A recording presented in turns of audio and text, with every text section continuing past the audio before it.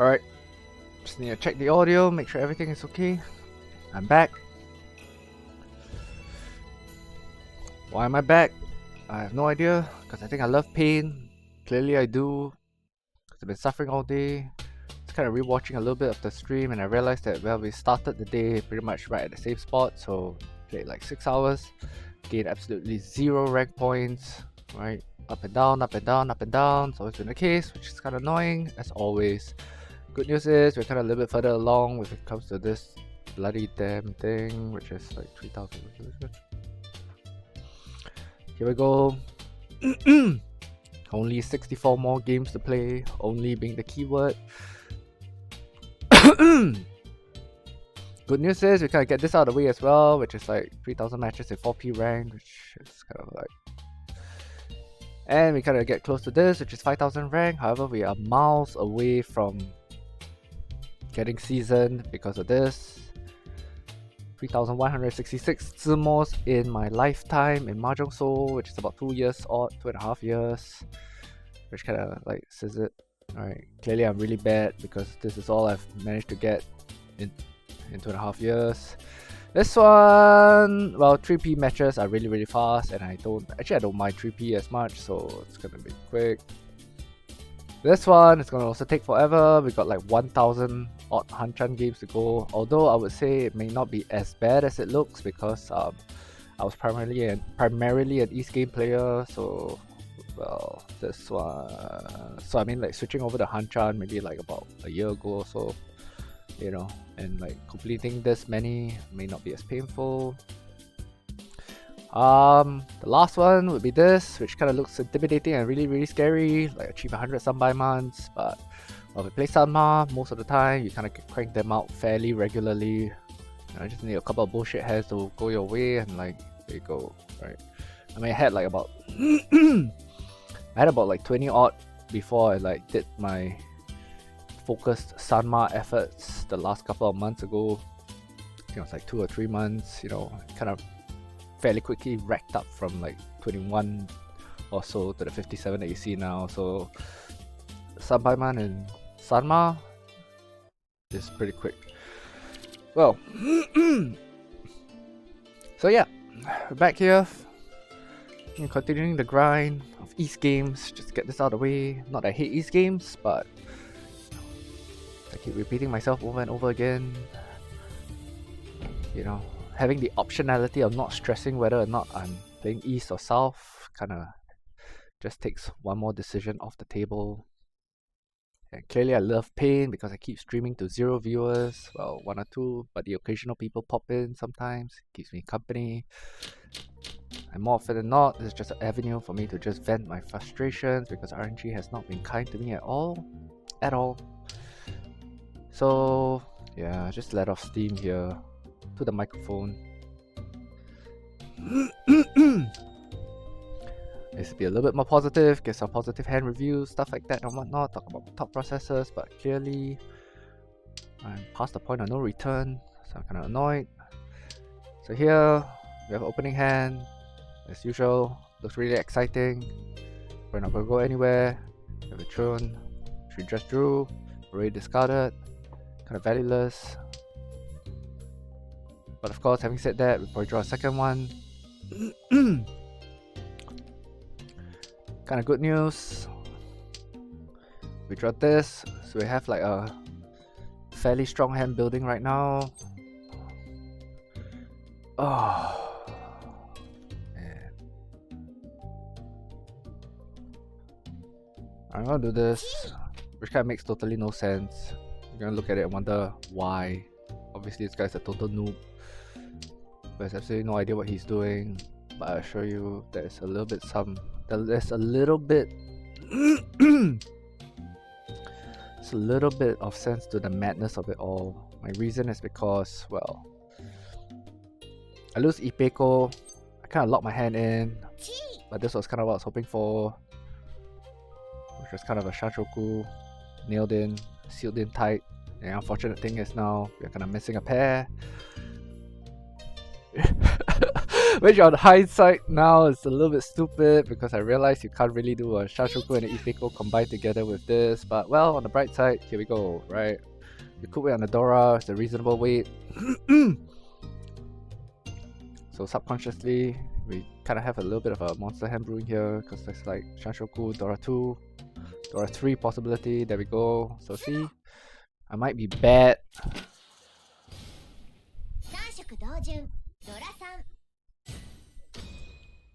I might be bad, but I'm not absolutely hopeless. Sometimes in the scheme of the madness, I actually do know what I'm doing. Although I would say that was more incredible luck on my part than real sound technical abilities, which I clearly do not have because I'm an E3 player, nowhere near M, keeps floating around the same damn spot. Here we go, so 1, 3, 4, 8. Got up to like 1, 4 something earlier. Slipped a couple of points, a couple of bullshit hands, a couple of stupid decisions on my part, which I keep making. So there you go. Fairly exciting first round. Got over that quickly.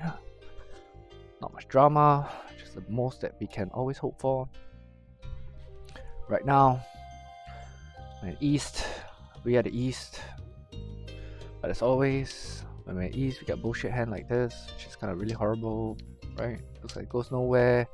A lot of terminals that like kind of connect to nothing. So we're sitting down here, hoping that RNG got smiles upon us, but when do they ever? Clearly never. I think we burned out all our luck in that first hand. So kind of expect to see myself suffer in pain for the rest of the session. I mean session, I don't even mean this like East round, I kind of mean for the rest of the day. You're not surprised, or if you don't believe me, sorry, if you don't believe me, just stay tuned and watch it and you'll see it's very painful for me, not for you. It might be for you, it might be painful for you as well because you gotta watch like this stupid play going on most of the time, right? Yeah, I kind of let this go because I don't know why. It's kind of sitting there, not doing anything. Also, as always, after we let it go, we draw it back again. It's always really annoying. Always happens to me. As promised, right? A quick Zumo there. Obviously, I fed him the necessary card that he needed. So lose 500 points there. Lose our dealer turn. As mentioned, RNG is bullshit. Keeps torturing me. Right? Makes my march upwards a hell of a lot more difficult because every single time I'm dealer, that's always what happens, right? Every single time I'm dealer, that's what happens. You know, it's like get some stupid starting hand that has absolutely zero potential. Some quick Richizumo. That was relatively painless in the grand scheme of things because we only lose 500 points. I assure you, more often than not, I'm eating like some kind of Haneman or Mangan plus Zumo on the wrong end of it, which kind of like puts me in last and in a lot of pain.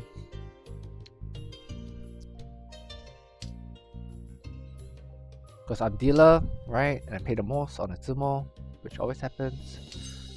It always happens to me, which is frustrating because it's like everybody else, when they're dealer, somebody else deals in so they don't pay. Or when they are dealer, they have some monster so you go like get easy ride down to Chinatown or wherever, you know. But my dealer hands, nah. Not gonna get that. I'm not gonna get that for your dealer hands. Because that was so stupid, this card. In my mind, I was just thinking that, well, okay, we could draw the Dora 3 here and at least like kind of have some, at least kind of make some use with it if you kept the 2. However, doing that, I kind of realized that like I kind of lose a block now. Kind of. Although I have enough blocks, so it might not be as painful as I think. Kind of.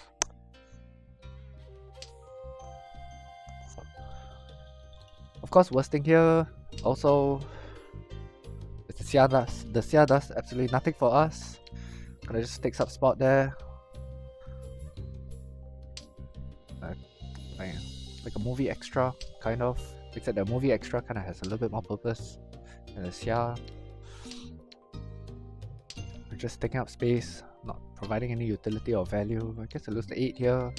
I recharge to 9. Don't know what to do at 8. Feed into the dealer, I suppose. Haven't built his hand so that I can deal in. This always happens to me, as always. It's annoying, it's frustrating. Now I'm kind of forced into a position where I think maybe, you know what, should kind of like throttle back a little bit. move a little bit slower, watch the dealer a little bit, because it's only East 3, I'm in first, I want to protect it, kind of like gotta stop feeding him, but I can't help it.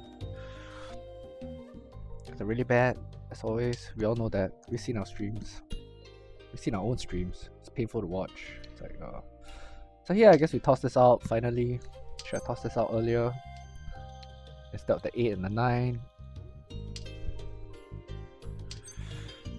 But I guess too late for regrets. I'm not gonna cheat that. Not that I'm given a chance at all, because the dealer already made his hand. There we go. One hand. Not so painful. Somebody else dealt in. Which is refreshing for a change, because it's not me. Is this guy some kind of pro, or... I don't know, he's got TV at the end of his username, right? Must be someone important.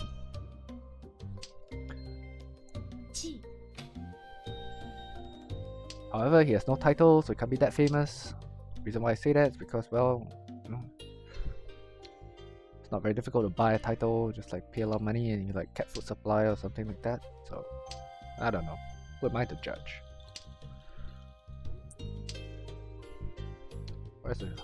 Where's a lot more views on his stream?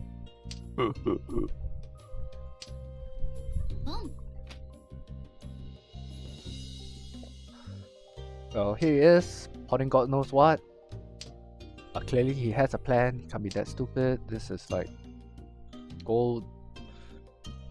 I mean, if it's silver, it's kind of funny because like, if it's silver, you know, or bronze, like you get this weird stuff and then it kind of goes, you know, for a couple of hands and then it's like, you just look at the end result of everything and you wonder like, what in the world are you doing? Right. I mean, this guy's E2. I'm sure he has a plan. Unlike me. There we go. Oh no.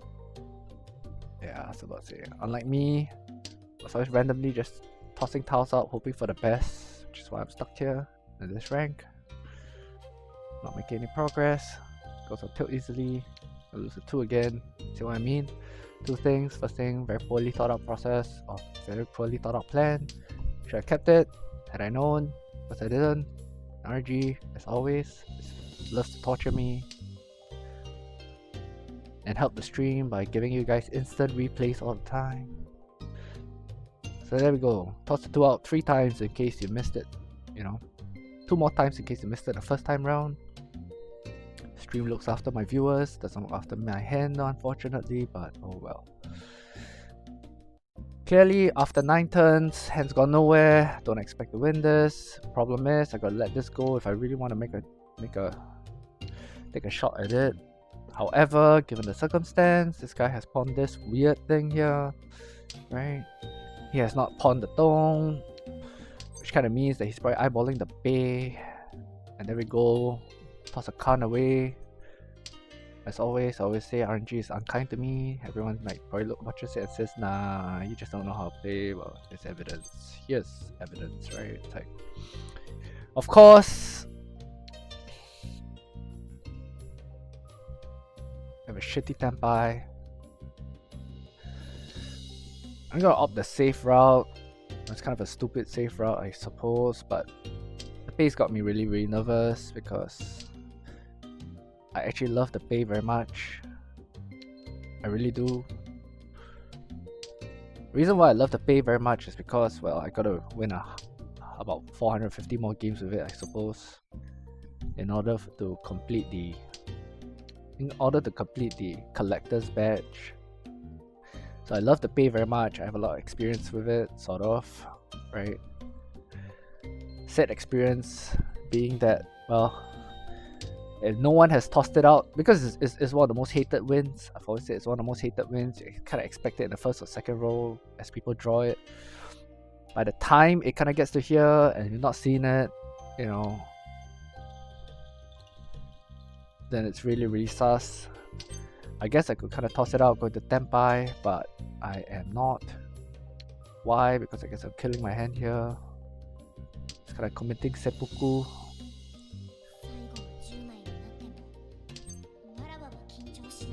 Would be nice to get the Tenpai. Unfortunately, this really just cramps the hand up. There's nothing I can do. Just hang on to it. Hopefully somebody else comes along for the no 10 ride. Hopefully. Bad news is the 7 doesn't look safe as well. So I can't really release it. So almost guaranteed to be no 10. Good news is, if this kind of helps lock his hand up, maybe he's not even in Tenpai. There we go. Monster brewing over there, just quietly doing stuff. Well, good news is, we just lose 1,000 points. Hand moves along. Going to the last hand. In first place. Which kind of means, I guess, in a worst case scenario, we're probably just gonna come in second. Probably. Unless he gets a bullshit hand. And then it drags on. And then somebody else gets a bullshit hand. Yeah. And then somebody else gets a bullshit hand and we go into third. Should be really, really painful. Be really, really, really, really painful. But at the same time, really, really, really, really normal. Because we really just get that all the time. Because RNG hates us. Like, it really does. Okay. So what I'm gonna do, I'm gonna toss a 7 out. It's really stupid. But, well, I got a pair here. I can't really do anything with it. And if I kind of draw the 8, then I lose the pair. I lose the pair and I lose the Dora. So, don't really want to do that. Just gonna kind of figure something out over here. Interestingly enough, if we kind of fill this out, we got Tenpai for, there we go, me being stupid again. Gonna use the 7. But of course, as I said earlier, drawing the 8 kind of doesn't help.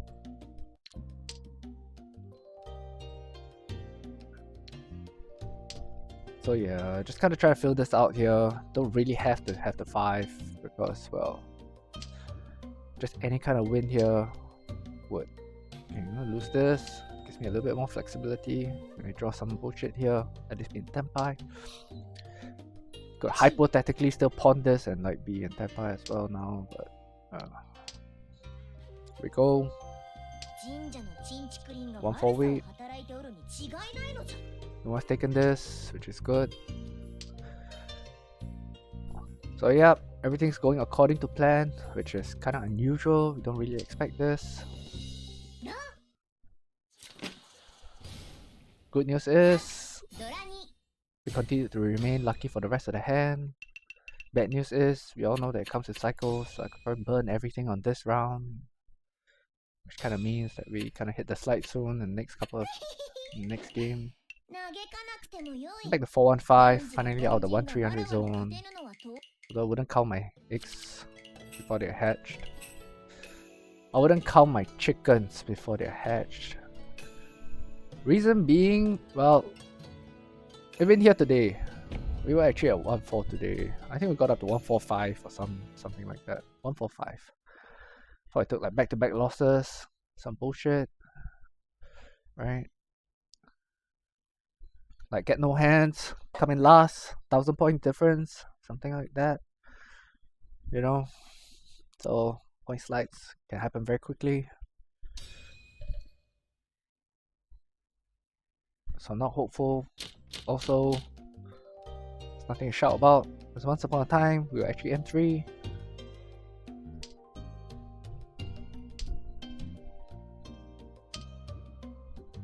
So any kind of move back up, it's just constellation. Very painful. Here we have another hand. Well, it's kind of painful to look at, but not the worst. Why I say it's painful to look at is because, well, current max potential of the hand is just 2. On this, use this. There we go, 2. Bad news is we don't have a pair. I hate looking for a pair when I don't have a pair, but I could use this as a pair, but it's like kind of sad because then it becomes like just 1. Alright, I'm gonna lose this, toss this out. Cause yeah, why keep it? I don't know, keep it warm for others. Could kind of draw a second one. Could argue that case. But I guess more utility and flexibility with these cards. Kind of, that's my interpretation on my plan anyway. Which I'm really, really bad at. Here we go, draw the 8, right? What are we going to do with it? I don't know. Problem is after tossing this out, we draw the 7, kind of use it for like pair hunting, I suppose. It's too late now, we toss that out. It kind of means we either draw a 7 next or probably draw another 8, even though when you look at it, it's like 8's out. 8 is out, right? lower probabilities, nah, trust me, I draw another 2 more from here and then like be searching for the pair still by the time like the round is over.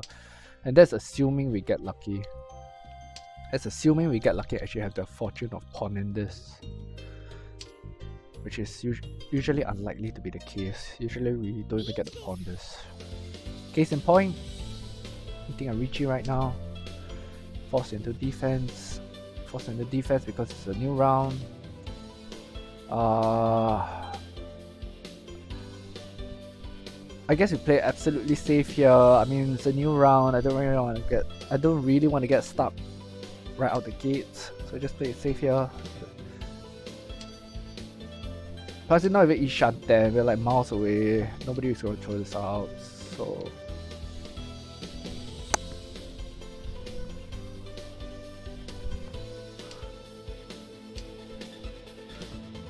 We could argue that we could toss ours out for, you know, for defense. However, I've been on the wrong end on that too many times, so what I keep telling myself is we toss the absolutely safe cards first, even though it means breaking our hand, and then we kind of go down the chain that way. So as you said, with 2 Riccis, it's even more unsafe. Maybe I could have got away with it earlier, I can't get away with it now. Good news is, we got a 4, can use that for defense, unless this guy's waiting on it, which is highly likely as well, because I've been shafted by RNG so often with that kind of bullshit. I'm gonna hang on for dear life, tossing the 6, just following along, running out of safe cards though. I only have this left. I'm gonna trust the 6 for the very simple reason that, well, 6-9 weight is highly viable. I think I'm kind of screwed here. I could use a 5, I guess, not the worst, because you kind of tossed it out earlier. Doesn't fix my problem though, because I still only have 1 safe card left. But yeah, hanging on for dear life, keep my fingers crossed. Strangely enough, we have 2 Riccis and they're not dealing into each other, so maybe some kind of bullshit weight. Bullshit donkey weight. Nope. 2-5. 2-5. Coincidentally, we didn't have either, so it's good. Oh, we didn't deal in, which is good. Dealer didn't win, which is good. We're actually second, doing nothing, which is good. Bad news is still a lot of mahjong to play. Plenty of chances to be caught by surprise, which always happens. So we need is just to be sloppy for 1 game, and down you go into last. You're fighting out for dear life. We revisit the 1-3s and the 1-2s because we only like barely into 1-4s. Now like pain cycle starts all over again, but it's okay. I'm kind of used to it. It happens all the time. Kind of numb, which is why I am the way I am these days. Here we have a hand that's again going absolutely nowhere, has a lot of promise and a lot of potential, kind of like that disappointing child.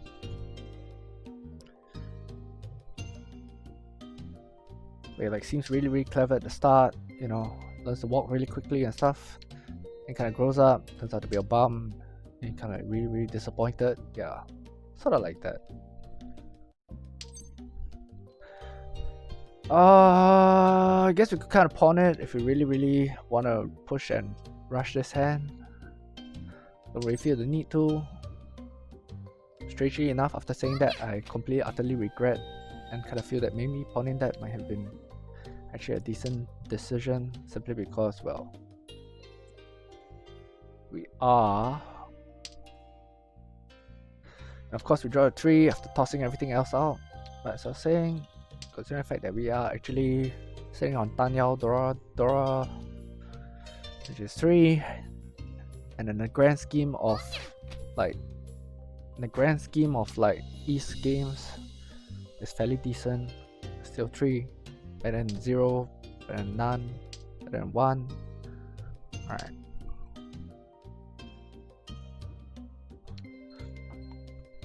Good news is, us holding out kind of still opens up Daniel Pinfu. Tanyao Pinfu Ipeko, which is actually a shitload of points. However, now, given the fact that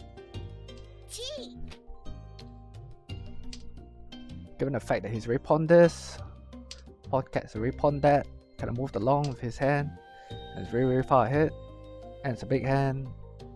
I'm willing to take my chances, see if I can move a little bit faster than him. So we toss a 3 out, which is kind of a good sign because he's playing Tui Tui. If you get the 3, you're defending against the Tui Tui, you might toss out the 3. My hand looks fairly. I'm gonna toss the 8 rather than the 5 because 1 has been out, 7 is kind of blocking it. So yeah, some attempt at intelligent thinking in my game, which is a rare occurrence. But yeah, there we go. Trappy. I guess we made the right choice by not pawning that 2.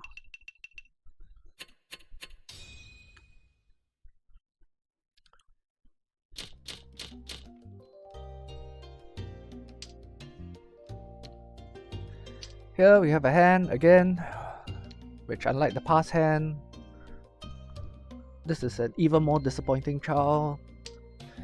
You know, to draw parallels, like your child that like is completely hopeless at everything, and you kind of almost just want to put him down to put yourself and itself out of its misery, kind of. Unfortunately though, this is MAHJONG. And you can't kind of prematurely terminate it. So you just kind of hang on for dear life, for better or for worse, kind of like a marriage, I suppose. But it's too late to regret. Don't really have a choice. You're kind of in deep right out the gates. You just hang on and hang on and hang on and hope for the best. Until you kind of like hit that point where you have to pay out money or points in this case, but well, analogy is the same. We gotta kind of make a payout at a point where the pain's too much to bear, sort of. No parallels to my actual life though. I am happily married.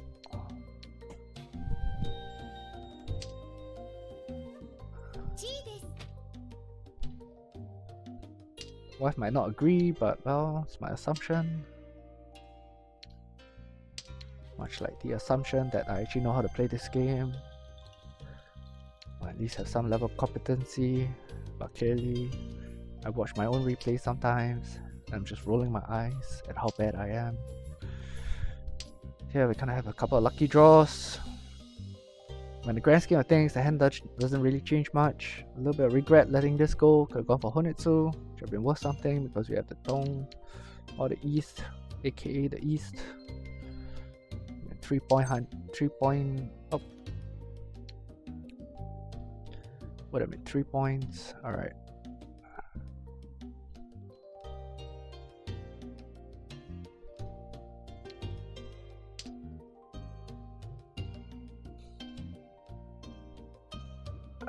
I did not reach you there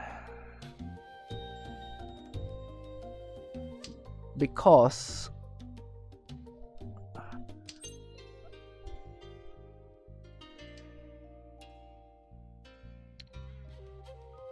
I can't do that. That's really stupid. I did not reach you there because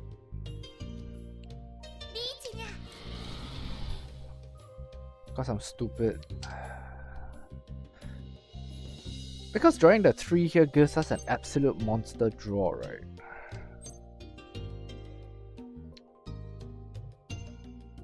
Drawing the 3 here gives us an absolute monster draw that like would be like waiting on 2, 3, 4. I don't know. You get a whole long row. That's one thing I know. Right. Good thing I didn't reach it as well because like this guy has reached it. Bad news is I will like want to dead this card, which just kind of sucks. And of course,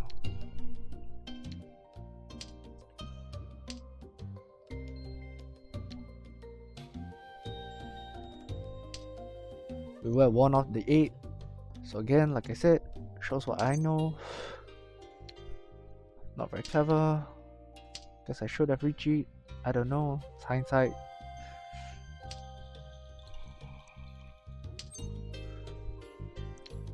So far, oh, there goes a Hornet too. But so far, I mean, we could still pawn this. We could still pawn this. You know, I still kind of have a decent weight here with a decent draw into a monster. Pawning this kind of gives us a little bit more option. We have a lot of defense against this Ricci. There we go. We have a lot of defense against this Ricci. Of course, pawning there kind of like just gave him his sumo, which was kind of stupid.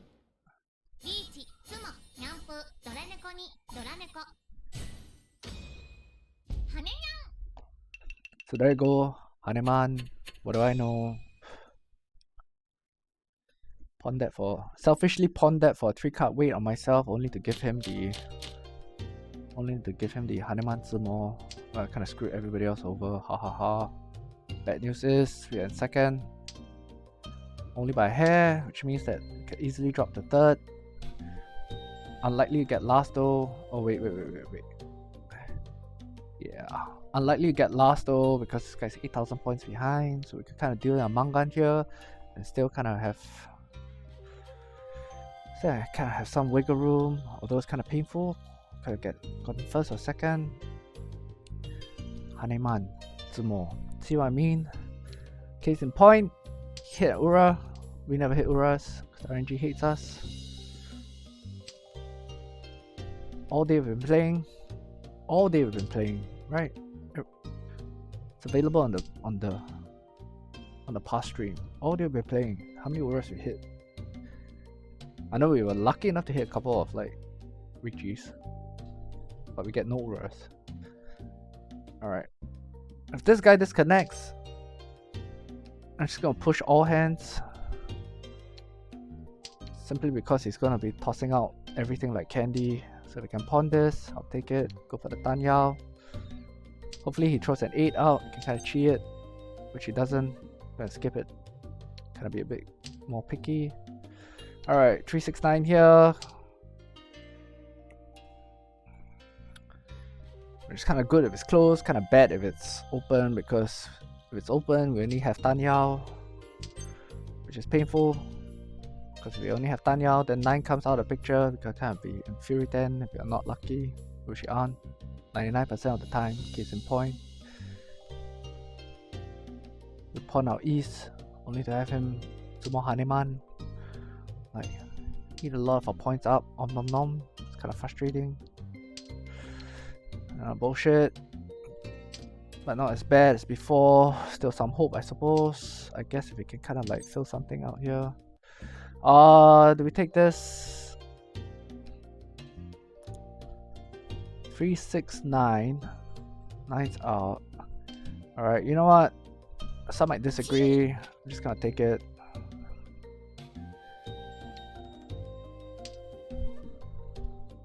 And hope for the best.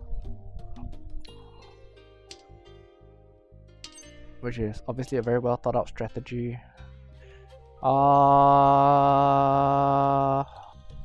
We'll do this. Of course I still could pawn a couple of these and like, you know, try to make some headway I suppose. Overall it's kind of bad shape because, well, hands worth 1. Which is, in not so many words, absolutely nothing. Got a 5, would have been helpful to keep that. It's not red.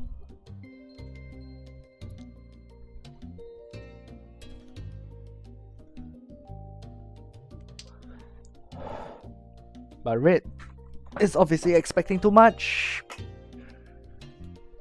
As mentioned earlier as well, probably burned off all our luck in that last round. So don't be surprised, we dropped 3rd here. There you go, got Dora and an upgrade. Shit weight now though because it's like Shampon. I hate Shampon weights. I always feel they never work. And work for me anyway. Actually I hate Tenpais in general to be honest because I feel they never work. Sad part about this Tenpai is we can't even improve because if we we can. Yeah we can. I guess if we draw this, if we draw a 4 or 6, we kinda improve into a rare man weight. However, he is hoarding all the Manzus. Oh. Alright, decisions. Do we take a chance with the 5? I think we do. Worst case, we Ipatsu. Given a long thought process, clearly it didn't happen. Unfortunately, that's the 2, and there we go. 3rd place. As I mentioned, RNG hates us. We could have won the 2, but oh well. 3rd place, kinda sucks. Could be worse. It's 8 points. Are we still above 1-4? We're still above 1-4. Small consolation, I suppose. But yes, once again, evidence, evidence, evidence.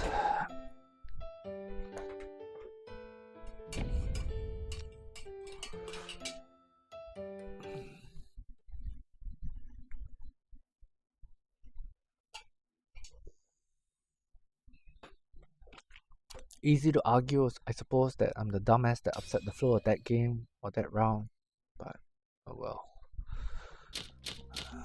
I've always said, stupid like that. So new round, new pain. We all start at 25.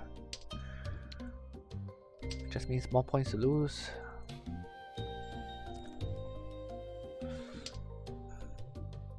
I have a hand.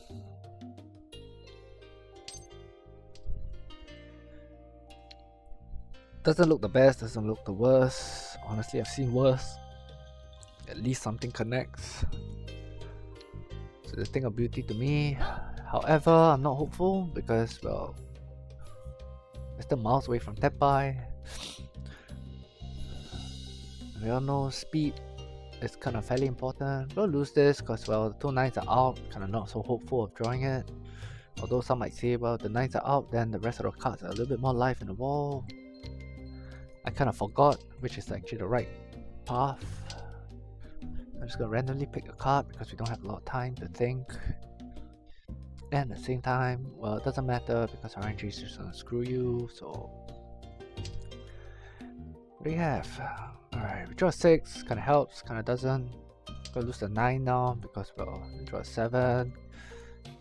Need some outside chance of like Tan Yao, which is actually very unlikely because the 1 is kind of very securely locked in there, like a cavity. I'm gonna lose this because, well, it doesn't really help the hand. Kind of outside chance for Ipeko from here, but I don't think so. We'll get SSK here, I suppose. There's a pipe dream. Gonna lose a lot of cards for the SSK. A lot more valuable cards.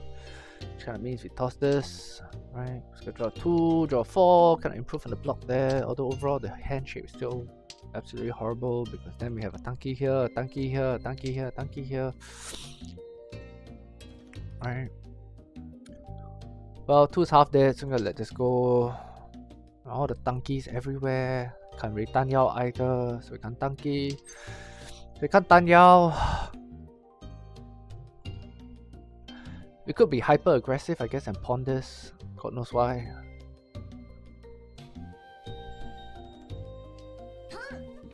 Well, I'm reckless like that. I'm gonna pawn that. Pray for 4. It's kind of stupid. I know you'll be thinking, like, when the world are you thinking? But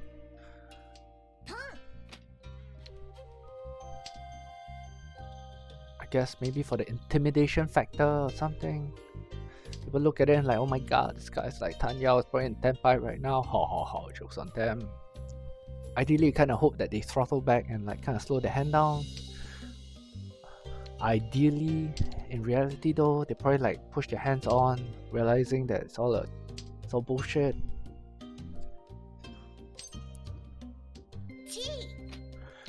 Good news is we're not in 10-5. Bad news is they need 2 cards. Good news is they tossed it out so early that, well, if they get it, they probably like lose it. Fairly hidden. Doesn't look like we could wait on that. Or we would be waiting on that because we tossed the 9 out fairly early.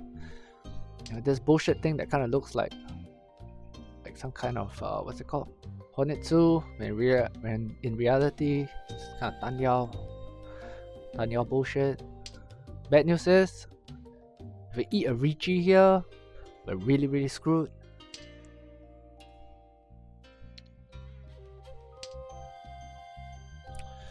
Gonna continue with the charade. Not by choice, happens to be a pin, so we kind of toss that out. Unfortunately now, I think the gig is up. They kind of realize that, hey, this guy's full of shit, because he's tossed out like so many.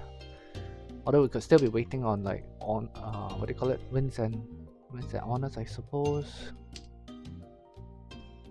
Now the gig is really up. What is obvious though is that I'm in Tenpai because I'm not going to lose that. Bad news is we're still waiting on the 7, which is non-existent. Kind of miss our chance there. Good news is we're still drawing safe tiles, so we can't. And I guess at the end of this journey, when we look back, we can always utter the famous words, well, at least I tried. At least I tried. A high day chance, hopefully. We'll lose a 7 here. Oh, it's close.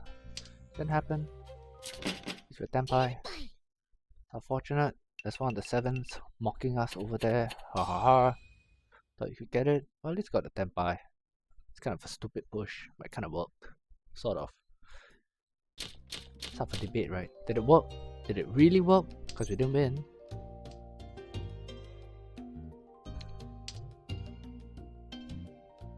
I don't know. What do you think? Did it work?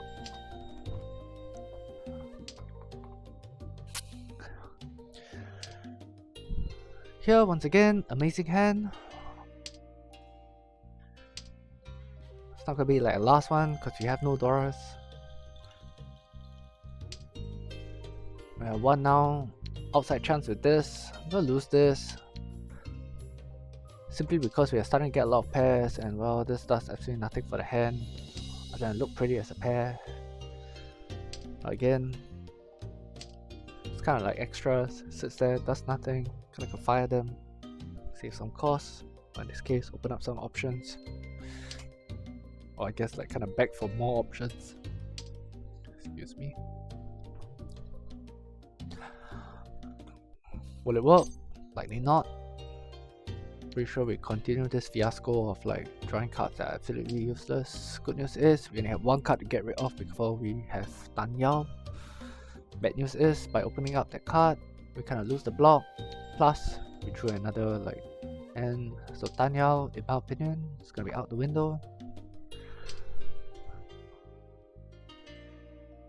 And we're now left begging for the 8, like really begging for the 8.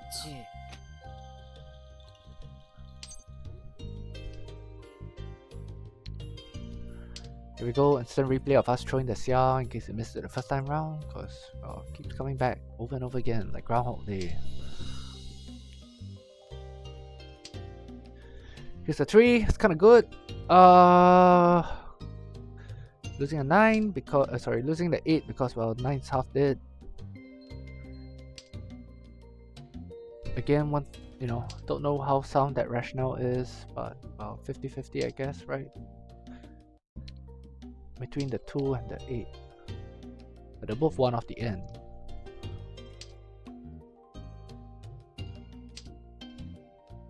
Having said that though, we'll draw a 7 next.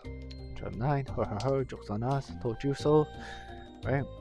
We never draw a 2, to be very frank, simply because we kept it. Just watch. We'll not see a 1, we'll not see a 3, right up to the end. We keep drawing 7s, 8s, 9s on this side. And we also never get the 8 as well, because, well, RNG says screw you.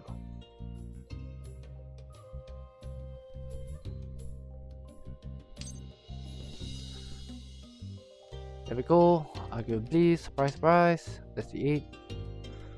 However, can't do anything with that because we have no Yaku.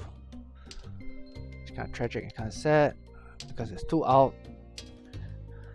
Means that the situation is even more bleak because now we added Zimo, the last one, the last 2, or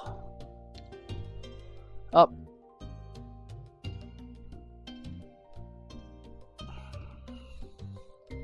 But there goes the hand up in smoke. guess as a small consolation, you could say one could argue that, well, at least you hold on to it. Nobody else can have it. If I can't have it, nobody else can, kind of thing. I think it's kind of more tragic because, well, I guess small outside chance in the next few turns we kind of draw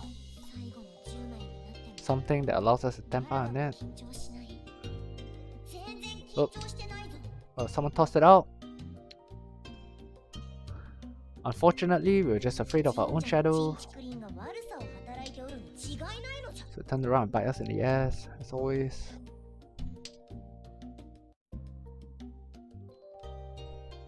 Funny though, because the one time we actually do throw it out, it's probably going to be an immediate deal in. And everyone watching is going to be like, ha ha ha, what do you know, you noob. I don't really want to... I guess I take a chance to do... Why? I do not know, even though it doesn't really help. I guess put us in Ishan 10. So right now, right here, right now, we could kind of like... do absolutely nothing. It's an 8 though, which is kind of bad. It's the safest card. The absolute safest card. Man. I guess the 1? That was risky.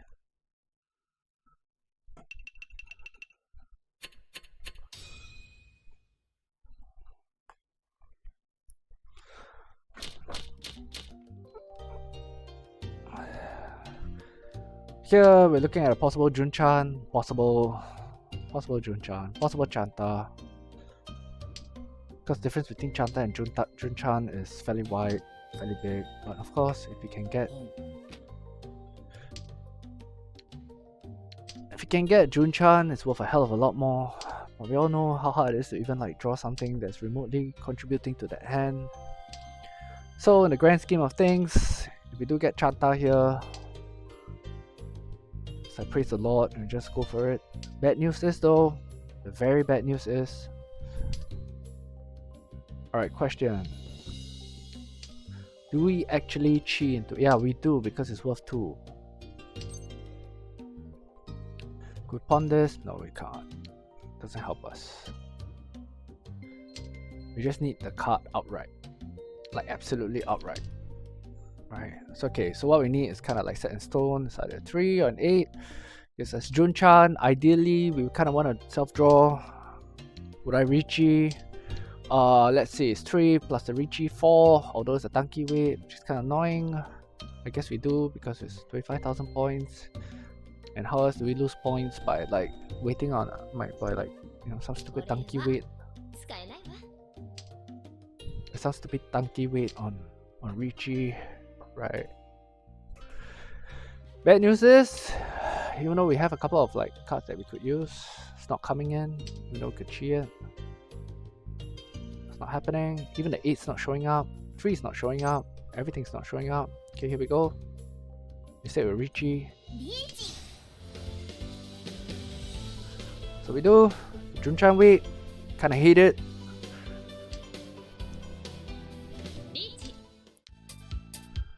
I kind of hate Junchan weights because, well, oh, here we go.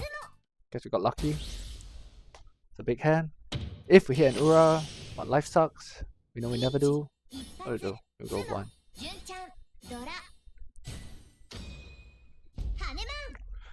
Gives us a monster. Surprise, surprise, for a change. Now you might say, hey, I thought you said that we never hit any Uras. Allow me to clarify that stance because I've said this before in the previous session. Right. We do hit Uras from time to time. The key problem here is we hit Uras where they do not count. What's an Ura that do not count? That last hand is a perfect example. Right? The Ipatsu Tsumo on the Junchan already gives us 6. It already gives us 6. So the Uradora gives us 7, which bumps us up nowhere. We're still Haneman. In that circumstance, we will hit our Ura.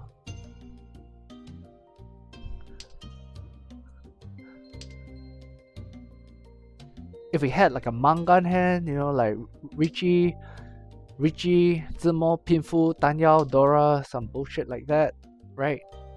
We just need that one Uradora that gives us Hanuman. Then it'll be nowhere in sight. That's what I mean by we never hit an Ura. Good news is we have multi-tile acceptancy for this hand. And there's shit ton of cards that we could draw to improve. But I mean a shit ton. Any 3, any 6, any 9, any 5, and it's like. But as always, RNG hates us. No matter how beautiful the hand is, we're always slow, one step behind. It's one of the faster hands I've seen develop so far, but as always, here you go, right? Immediately, someone else is just one step faster. One step faster, because if you look at the tile acceptancy on that hand, you will agree with me that it really doesn't get any better than that. That was what? 1, 2, 3, 4, 5. I don't know, like about 5 or 6. Like 5 or 6 cards that will give us Tenpai. Out of 5 or 6 cards that give us Tenpai, there were at least 3 that gives us like a 3-sided Tenpai. But of course, you gotta have someone with his quick hand, it's even faster, like come in, steal the show, ha ha ha. We had third in the last hand, yeah, we had third in the last hand. So I guess like, give us a point difference here, 15,000, 15,000. I guess it's an argument for turtling here, right? No shenanigans, just hang on, let it die. Like my Mahjong Soul ranking, just let it die. And hopefully we run away with first, but at the same time, someone once told me the best defense is a good offense. Guess you haven't had a look at my luck, because as always, here we go, we're really close, are going absolutely nowhere. We can't cheat anything because we are kind of stuck with this. Unless we draw a 4, but it's kind of stupid because the 4 we kind of need the 4 as well, so we are forever stuck in. Like what's it called? In a closed hand. Good news is we drew the 6, which kind of helps. We could draw a 3, draw a 5 instead of versus just like relying on the 3. It's kind of good news. Bad news is we have a Dora. It does absolutely nothing for us, which is kind of really tragic because the moment we let it go, someone's gonna pawn it. I just know it. Someone's gonna pawn it. Of course, we could kind of reverse the RNG bullshit by hanging on to it, because the more we hang on to it, the faster we get the Tenpai. Because all it does is sets us up for the deal in when we release that, or for the deal in when we are reluctant to let go of our hands. Been doing that day in, day out for the past month already, so I'm kind of sick of it. I guess let me just outright folding. It's also another option. A little bit of a worse, but I can't help myself. Let's get our fingers crossed. There we go, start the bullshit. I warned you. I said be prepared. I can't help myself sometimes. Actually no, I can't help myself all of the time, right? Kind of seen it so many times. I keep doing this to myself. Now the worst part is, the absolute worst part is that, well, we deal into him, it's gonna be Mangan, gives us 30,000. I guess we kinda get away with it. We can get away with a Mangan deal in. We can't get away with anything worse.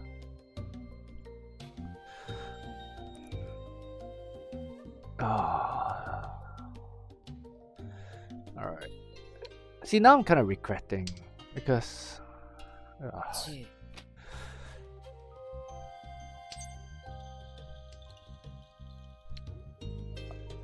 alright, that's really stupid. I'm kind of regretting because it's like, well, you said it yourself, right? There was no need to kind of like gonna take my chances with this, even though it's like risky.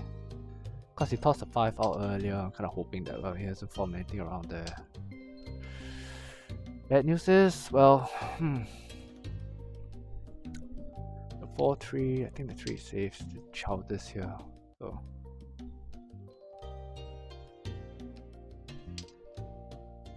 alright. I'm kinda really regretting the 8.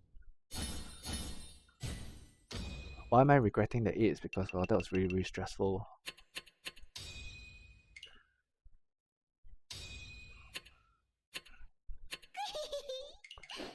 And if we had kind of just locked it down, then we could kind of like continue to mess around, have a good laugh.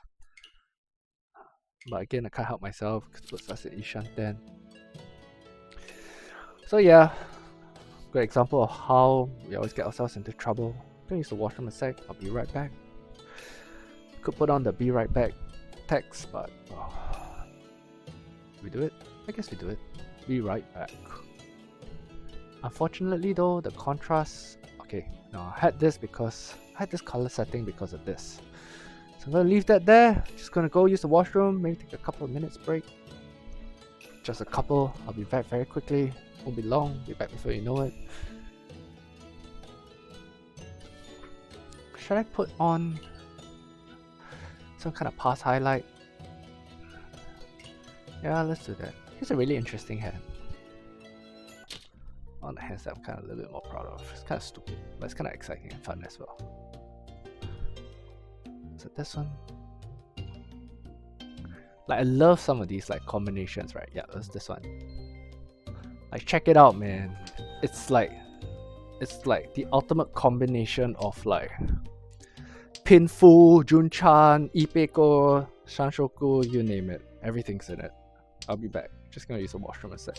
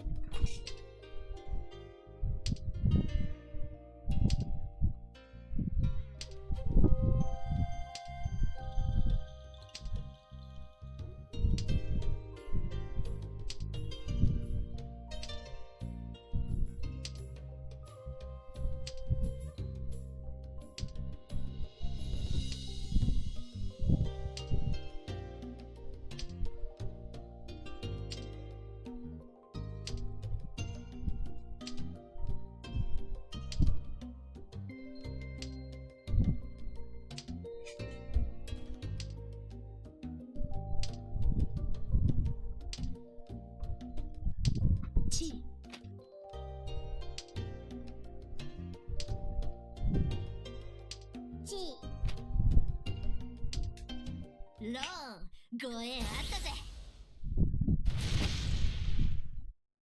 ピーフ、イーペコ、3色同順、順ちゃん。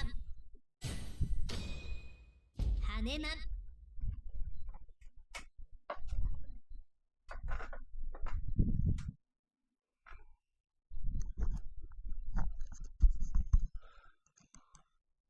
So yeah, I'm back. Wasn't a long break as I said, but here we go.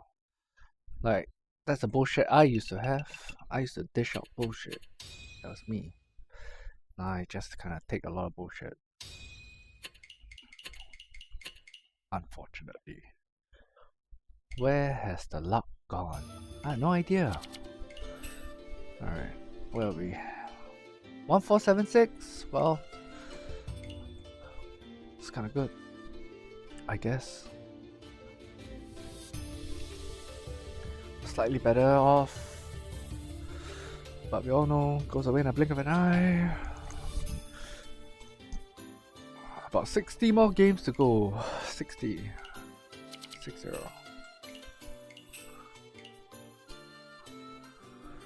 I want to change character? Nah, kinda like Grumpy. I'll stick with Grumpy for a while. Oops, I left the be right back there. Left it on, turn it off, because I'm back. Not anyone's missing me.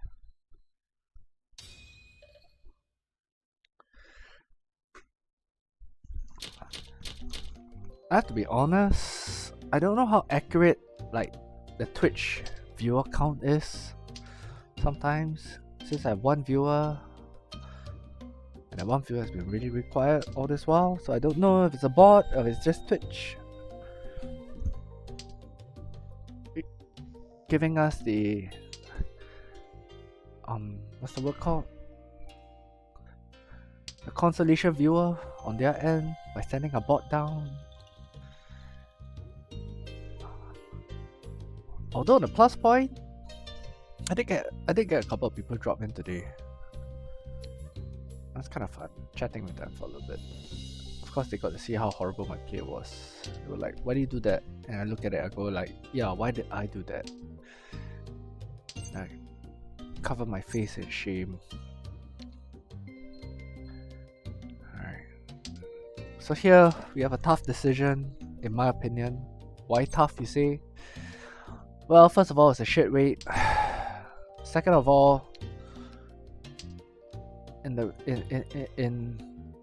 some universe, we actually draw a 9 and a 1 and actually improve this hand substantially.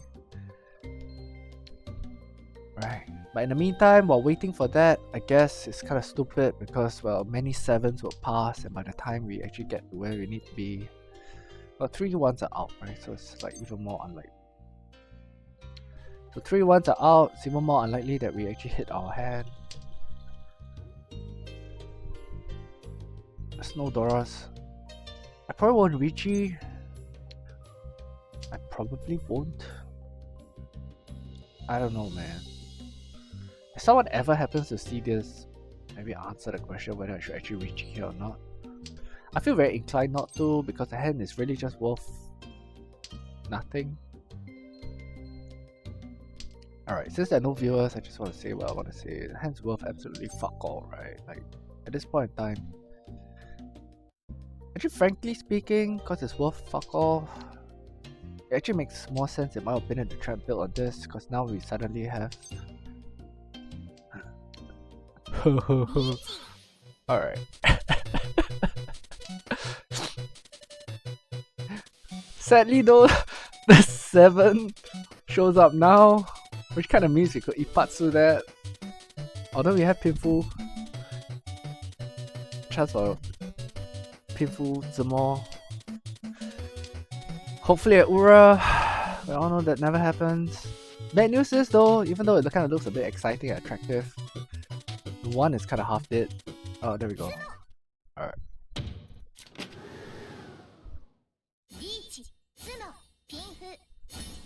So I kind of upgrade the hand a little bit from 1000 to 2007. How exciting. Once again, case in point, we got no Uras when it counts. Why does it count there? Well, honestly, any increase in the in our Han at that point would have made a very big difference to the final score. What do we get? Absolutely nothing, as always. So there you go. Again, proof. Right? If we never hit Uras when it counts. Because if we make it to Haneman by ourselves, by the shape of our hands, then we hit an Ura to bring us to a grand total of 7! Yay! How amazing. It's kind of stupid, right? But I guess we can't complain. I'm gonna lose this simply because, well, I can take a 2, I can take a 4, ideally a 4, don't really want to give this up, it's kind of tragic, we really reset. And we have a 7 here, which is kind of annoying. we're definitely locked into like pinfulls or some kind of bullshit. No Tanya for this because, well, trying to eat. Got a little bit excited, but I realized it's the 8p that I want, not the 8m. We do. Get a bullshit card. As always, goes around in circles, never improves. What's new? Alright.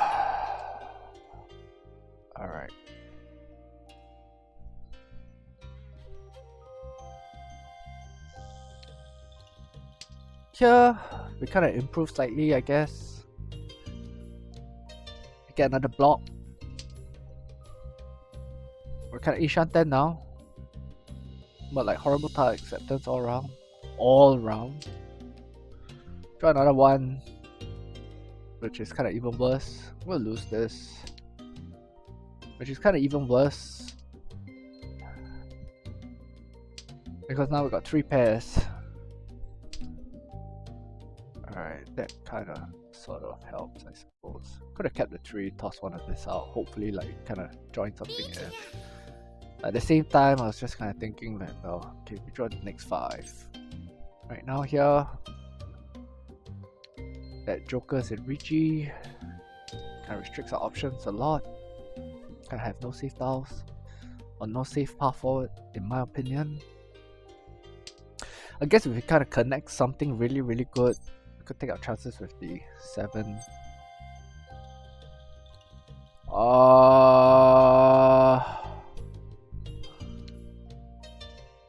Do you want to chance it?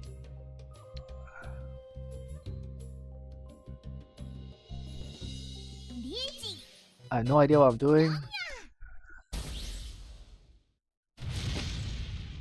Man, come on, really? This bullshit? Alright, well I hate it when that happens, right?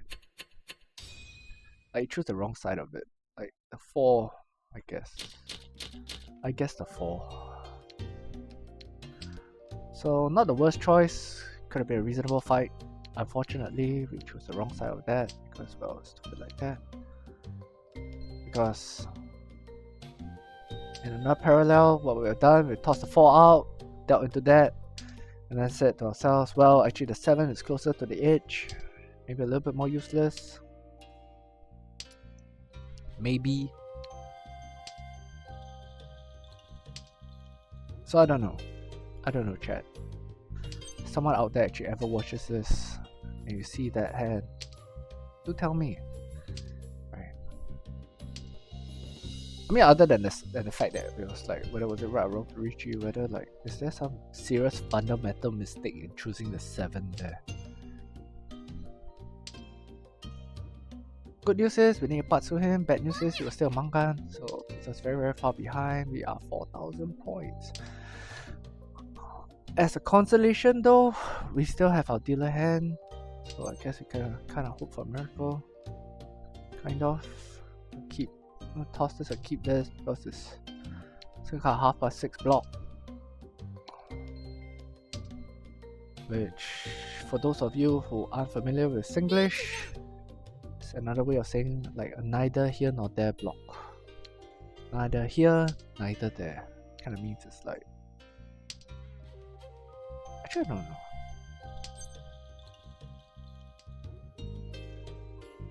Do people coin the phrase 6:30 in the same manner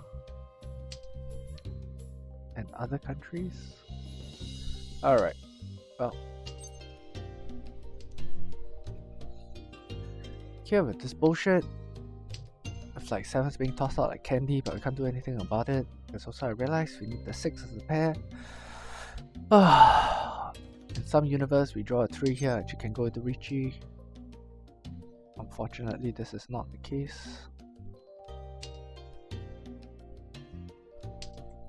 If we lose this hand, we actually drop back to 1-3, which is kind of sad.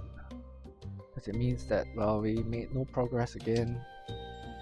As I mentioned earlier, don't get your hopes up.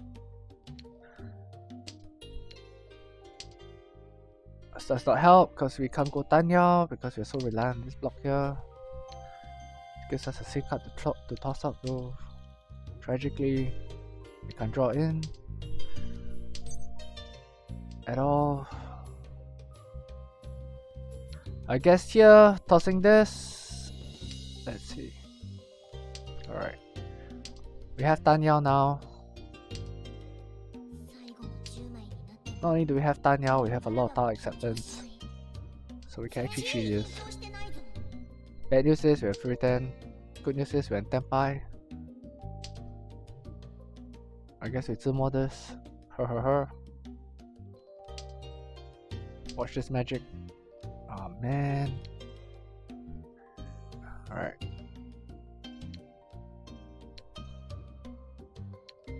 Unfortunately, this is really tragic. As much as I like to believe that I can get away with this, I don't think we can. I really don't.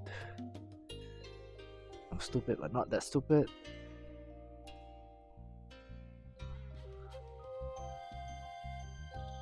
We have one more draw though. Guess in some outside universe, we actually make it to Tenpai here. Good news is the 6 is safe, so if we actually do make it, come on! I hate my life. It wasn't even a 3-2. The hell, man. What bullshit. So yeah, once again, we're afraid of our own shadow. We pay the price for it. You ask me, it's just RNG laughing at you again. Ha ha ha.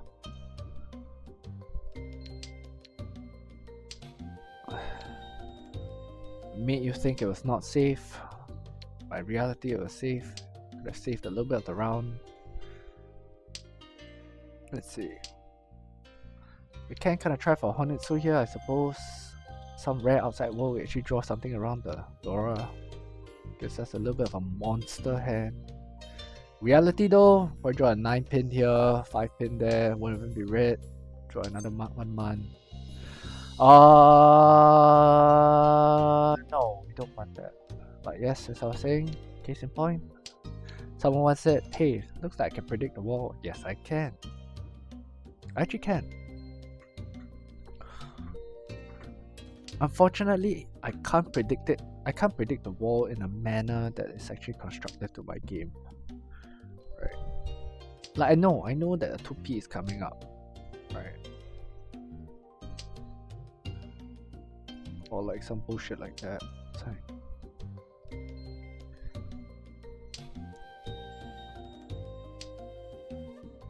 But you just watch, 2P. 2P is gonna come up. Bad news with the 2P is that again.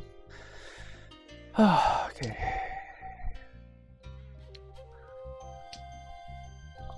Oh, this is really a Hail Mary play. Why are we making a Hail Mary play, you might say? Oh, because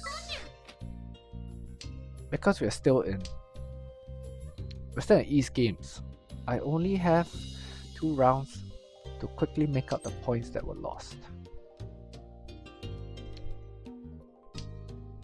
Well, 2 rounds, 2 hands to make up the points that were lost. Right now, we're in really bad shape. We're in really bad shape because, well, we can't even call on any cards.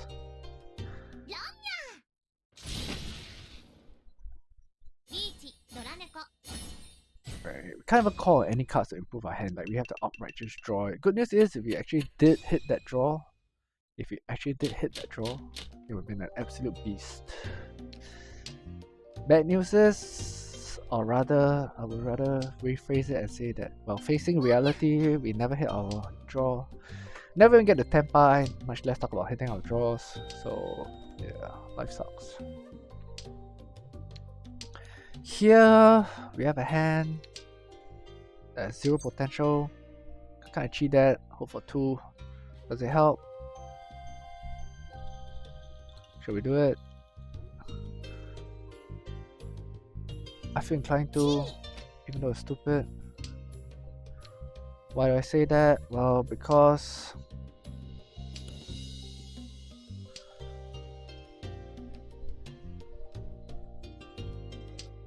I'm stupid. No, because it's all tanky, right? And I mean, like, if you can, like, if we can kind of get... Well, I guess that's the risk. So you're gonna have to like defend against a Ricci. But of course that was unexpected. So the situation changes. I guess we could still kind of play defense by like losing these, but would rather not. I'm just gonna take my chances, kind of shoot blind. It's kind of unfortunate.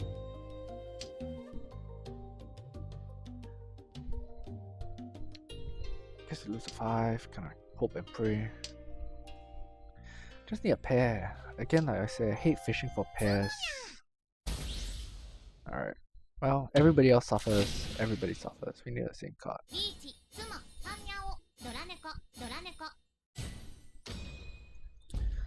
So everybody suffers. Bad news is we can't catch first. Good news is, well, everybody suffers. Good news is he's kind of on a roll, which means maybe if we're lucky, somebody deals in a really big one. Somebody deals in a really big one, we immediately go to third. So not the worst. Another good news is everybody is within reach. So Mangan possibility, any kind of Mangan actually bounces into second now because of that deal in earlier. Alright, so let's kind of bear that in mind. Okay, so what do we have here? 1, 2, 3, right? Kind of Mangan, but 3 is good. Now 3 is good. Is the good news. The bad news is we'll struggle to work this 5 in. Right. We'll struggle to work this 5 in, and once dead, can let go. Drop this bullshit. Like doesn't help at all. So I guess we kind of like throw it out.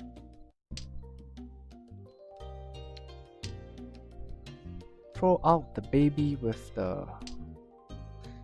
In my mind, I was thinking throw out the baby with the dishwater, but clearly that is wrong. Throw out the baby with the bath water. Yeah, throw out the baby with the bath water. Right, so now we kind of have the worst case scenario.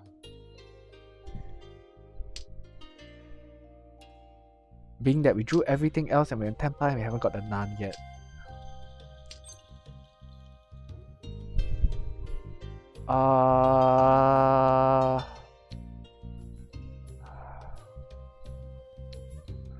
Alright, now this is bad. This is really bad.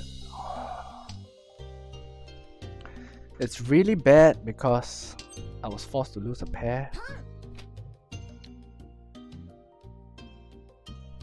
Which now means I'm tanky on this damn 5 in hopes to 1, 2, 3. In hopes to just get 3. Right, because if I had not done that,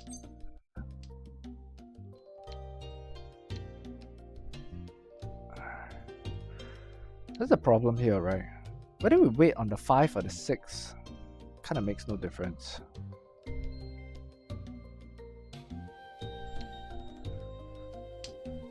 Whether we wait on the 5 or the 6 kind of makes no difference.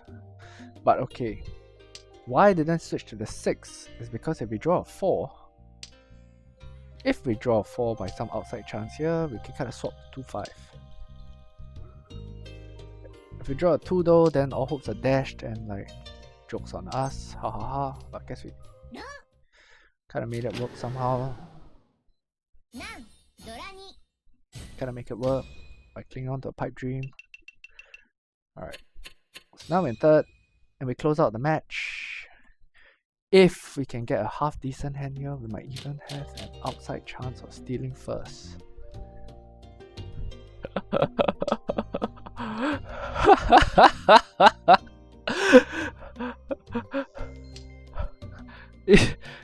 You guys hear that? What I just said? If we actually have a good hand here, we actually have an outside chance of stealing first. Now, when's that ever gonna happen, right? It's like, alright. Just be happy not to eat some Zimo and be last here, I guess.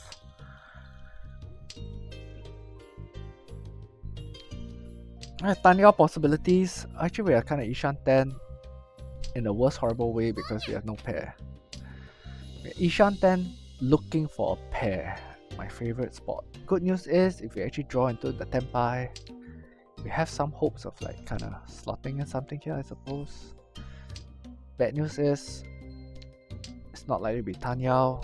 We can kind of lose the 3 here, I suppose. The 1 here. Actually, no, because drawing a 2 like kind of gives us everything that we need to Tempai. Alright. I'm going to do this because now we have a pair, but we don't have. Man, this is like a monster weight here, right? It's like so stupid.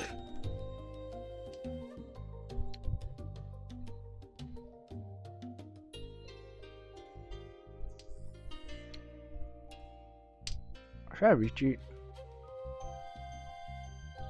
I should have. It's painful Dora.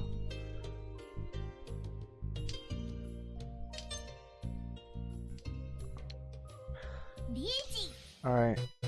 Maybe get it this turn. Pass would really help. Painful Dora. Oh, come on. I mean 3-6. It is decent. It's a decent weight. Maybe he draws it and like deals it. No. The more? No.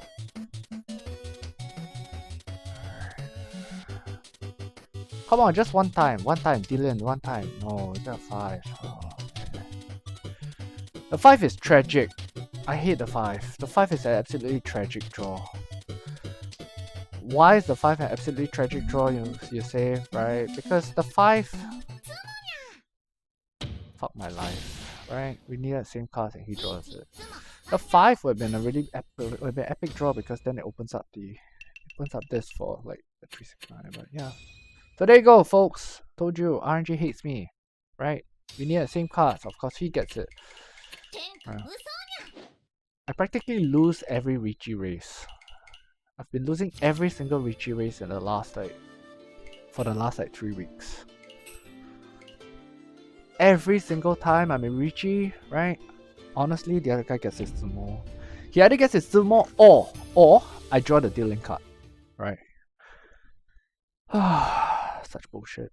See what I mean? Where's my bullshit comeback hand? Do we see it happening? No, we never see it happening. It never comes. Always never comes. Which is why I was laughing when I said we actually have an outside chance at first. As you can see, it never happens. Because RNG hates us. Right? We're all waiting on the same card, but he gets it, falls in his lap. Nicely wrapped up. He's already in a point lead. Honestly, if I hit my Tsumo there, he would step in second.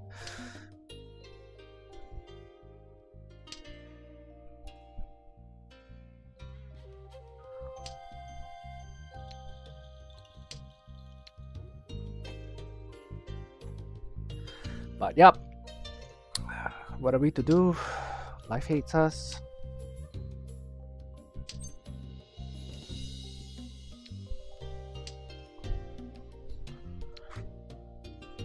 So I guess all we need is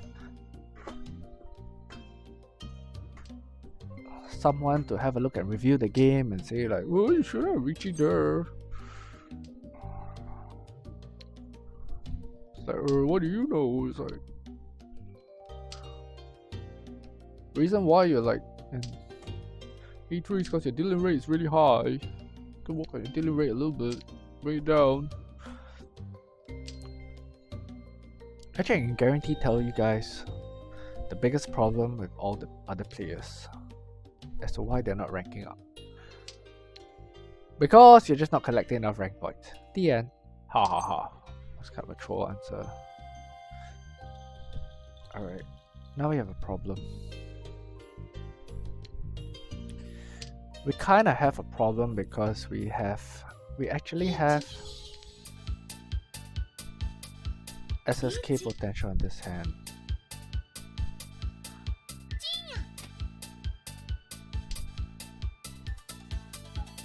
The worst thing that could happen now though is that we actually end up drawing our Tenpai because we now have to chase and we're the third person chasing. The worst Tenpai we could draw, of course, is the 9. Oh man, why? It's like shooting blind, right? I guess we let them kind of like deal into each other, but we're letting go of a bit of a closet monster here.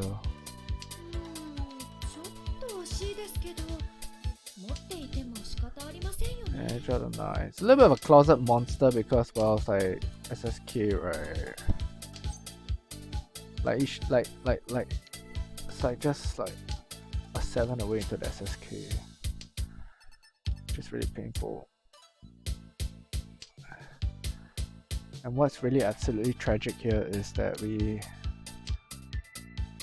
don't really have a lot of safe cards as well. Well, the 6 wouldn't have made it, so I guess like good call. So yeah, so I can kind of, let go of like big hands sometimes if I have to. East southwest as a dealer. Alright.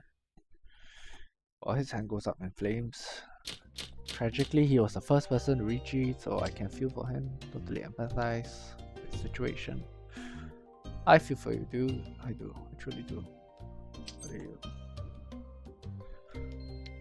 Alright. Oh. Let's lose this instead. I do. Looks like you've been having a hard time as well.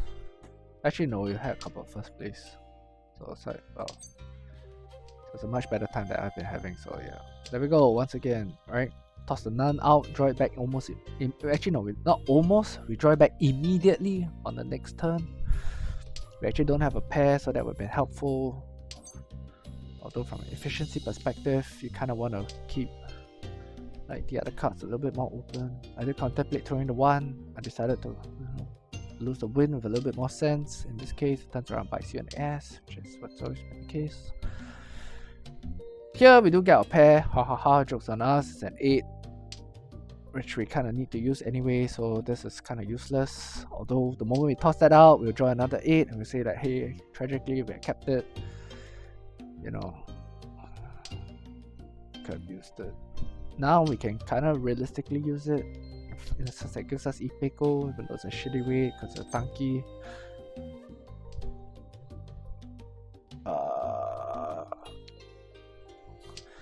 I don't know. Tossing that immediately reduces all chance of SSK. However, on the opposite end, we don't have anything near it at all. Alright. Here we have the unenviable position. I guess we do this. Of like being stuck in a shitload of like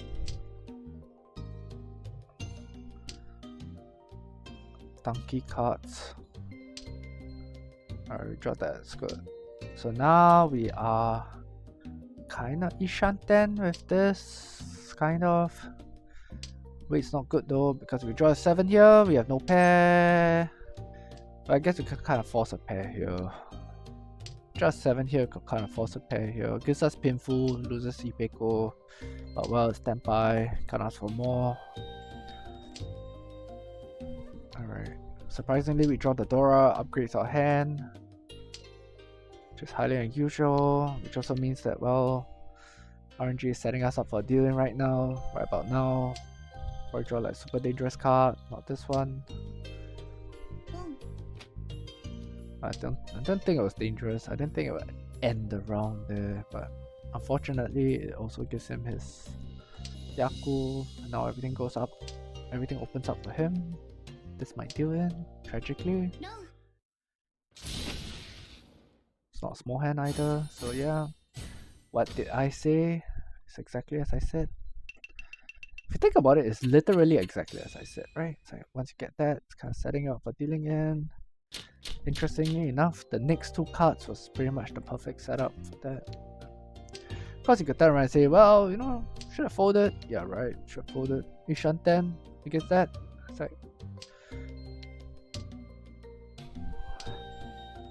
like should have folded, just like blindly fold. I don't know. It was a sketchy Ishanten, but it wasn't like the absolute most horrid Ishanten ever in the face of the universe. I mean, I've seen a lot worse. Like, I've seen worse. I really have. Although that's not saying much because like RNG is, my luck has been so bad that like a lot worse kind of looks very normal for me. So I guess it maybe kind of skews my interpretation of what's a good hand and what's not a good hand, sort of.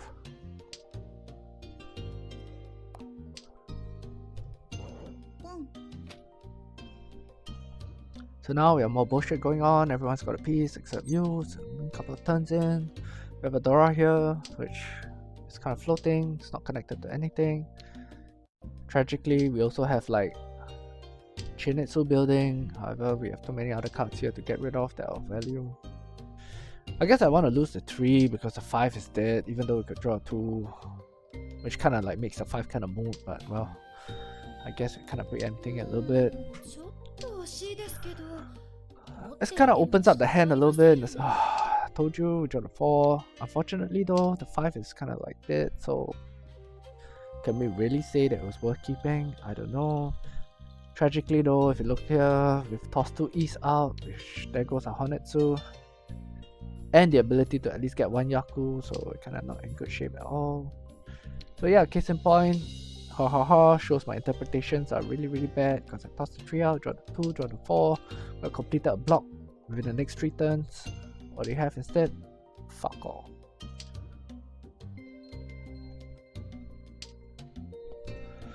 The resulting conclusion from that fiasco is that we have now 2 blocks. Wow, to add insult to injury, keeps giving us everything else now that we need over there. It's like ha, jokes on you. Here's the 2 blocks that you kept, enjoy it. It's kind of like given a choice between like, I don't know, 2 women or something like that, right? And then like you pick the one that like ends up turning out to be an absolute disaster or something. It's like 2 blocks. 2 blocks. Both are tanky. 7 found something to do with the 9, which is kind of sad. See, the worst thing is, not only is it 2 blocks, it's like we've got everything around it. Like seriously, kind of like let that 5 throw us off unnecessarily, which is kind of sad, kind of tragic. Worst thing is, by losing this, we don't even have Honetsu, so we kind of like are left with absolutely nothing, which is kind of like the case most of the time, I guess, with our hands. I'm gonna lose this, keep this. It's like, this is like so fresh, it's practically still flopping around the boat. Is there ever a universe? Alright, okay, so this is where it gets a little bit tricky. Alright, I'm thinking this.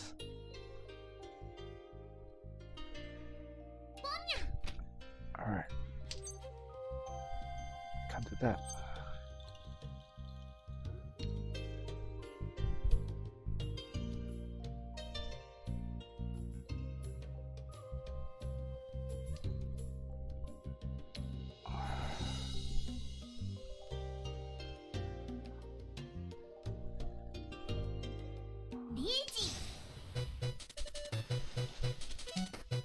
Alright, no idea what I'm doing.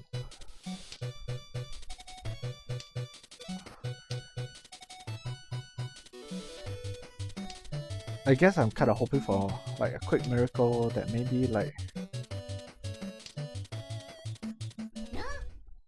something like that, I suppose. Actually, I was kind of hoping that like the pressure might have caused them to fold their hands or something. Clearly it wasn't very scary because, well, nobody folded anything. Didn't see any strange dodgy cards coming out. Of course, then he decides to push. We kind of get away with it, get 1000 points, not that it means much, but at the same time makes this gap a little bit smaller, which is kind of good. Alright, so now here, this is tricky. I recall we're losing the 2, but here's tricky, sort of. We had the pair.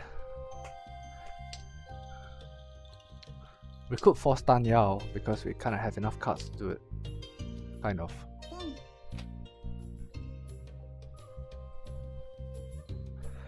Actually, there is kind of a half argument for Tan Yao because we kind of do need the points. Alright, I'm gonna do it. This takes efficiency and tosses it right out the window, but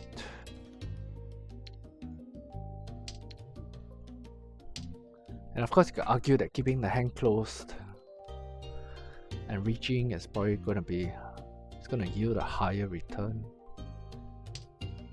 which is kind of true because we have Mangan then. But at the same time, we kind of have a lot of like overlapping blocks, right? And like this guy is like just moving along. And of course, it's last place. Last place always get a bullshit hand, you know, when you are a dealer. Alright, so what's the... Huh? Are you fucking kidding me, man?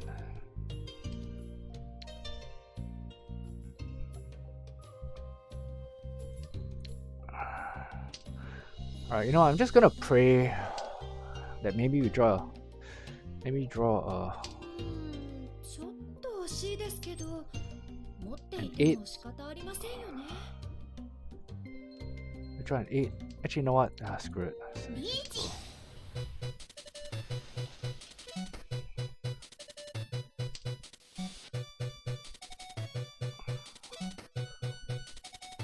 Yeah, we have to... Oh, we kind of have to reach there, right? If we, like, from the context of trying to win. Because we draw an 8 here, we lose the 5 anyway. We draw 8, we lose the 5. We get painful, but we lose the 5, right? You know, it kind of sucks. Shaking my head, it's painful.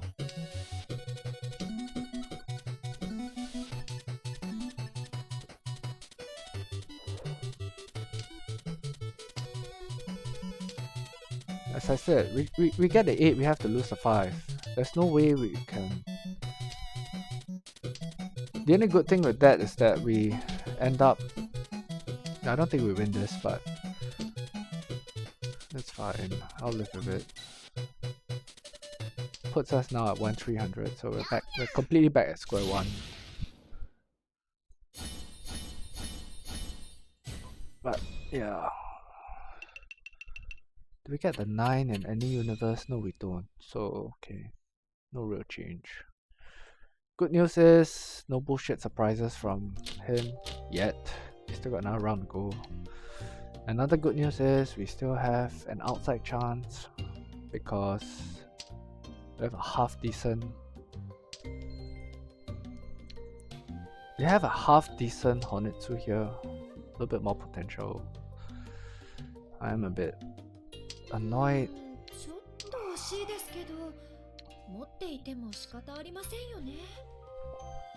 I'm a bit annoyed at the end because there was really no path to an improvement. Getting an 8 causes us to lose the 5, which was the Dora. Can we pawn this? Yes, we actually can, surprisingly. I guess this a bit sketchy though because the 7 becomes a little bit difficult, but well, we take whatever we can and kind of hope that we kind of fill it up nicely, I suppose. That's all we pawn though. Hopefully we draw the Hatsu. Hopefully. Of course, as expected, because we're playing Honitsu, we'll draw all the bamboos and all the pins. Probably enough bamboo to make an Itsu out of it. There we go. 5 there as well. 3, 4, 5, 6. I told you, right? We will literally get enough bamboos to make an Itsu.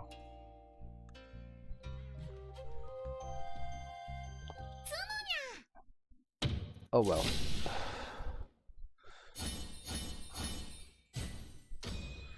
Alright. So he decided to defend second and just run away with the points. Don't blame him. Do the same.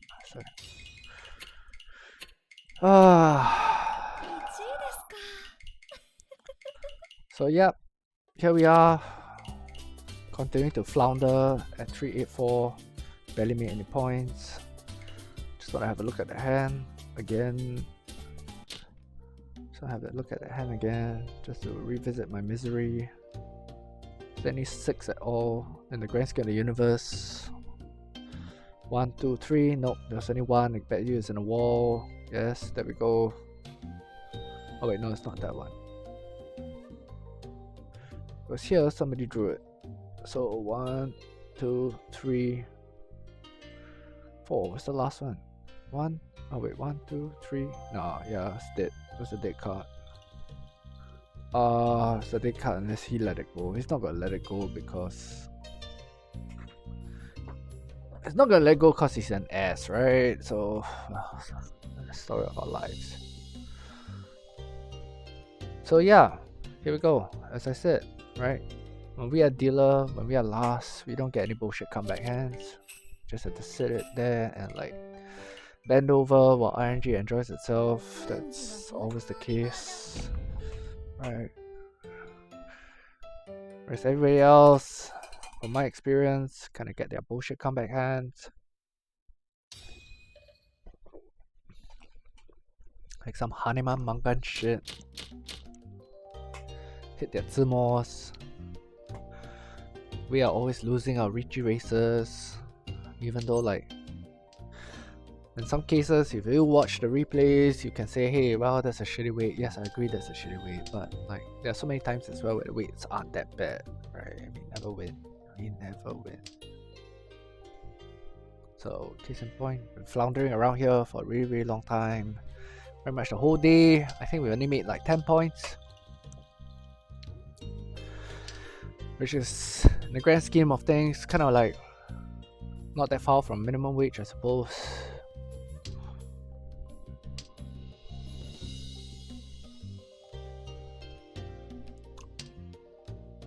I'm gonna lose this because, well, why not? 1, 2, 3, 4, 5, 6. Kind of like have a possible Itsu there. Missing a pair. Excuse me, missing a pair though. If we kind of want to pursue that route.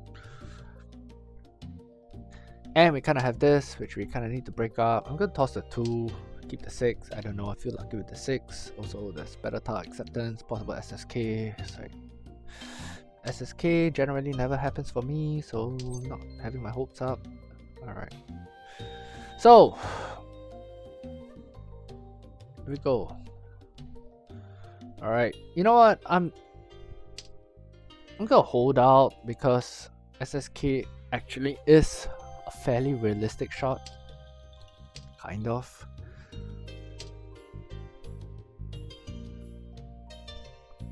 I'm gonna toss this because it's kind of free 10. We still have an outside chance of a pinful. Actually, no, we don't because we tossed the 3. Ha ha ha, jokes on us. So SSK, kind of do or die. SSK gives us Daniel though. Oh man, what do we have here now? 5. Like seriously.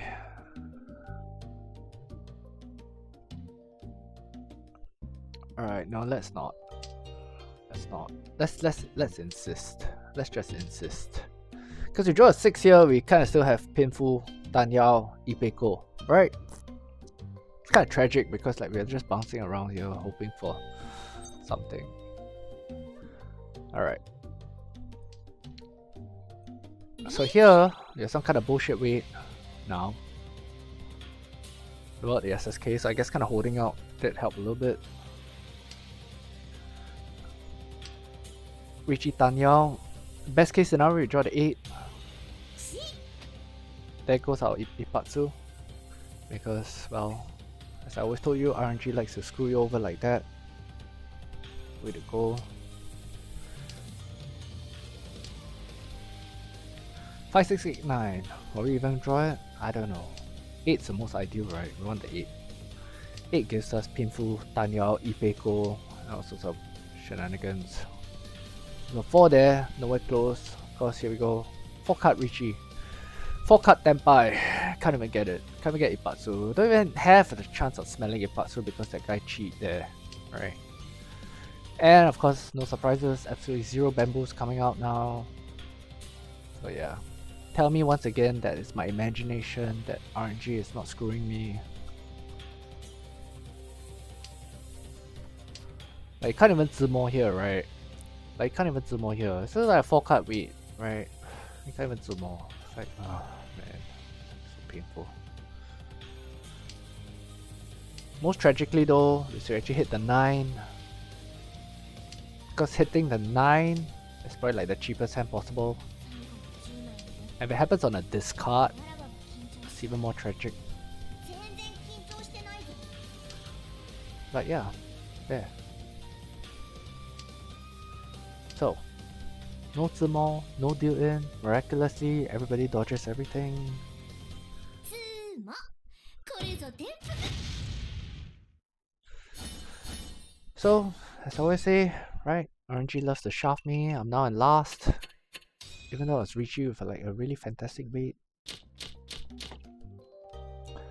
People are gonna look at this, look at the replay, not look at the replay, they're gonna look at my stats and say, hey, you know what? Could I kind of improve on your dealing rate a little bit? Some bullshit like that. It's like, whatever. I'm so done hoping, which is why I'm like so jaded.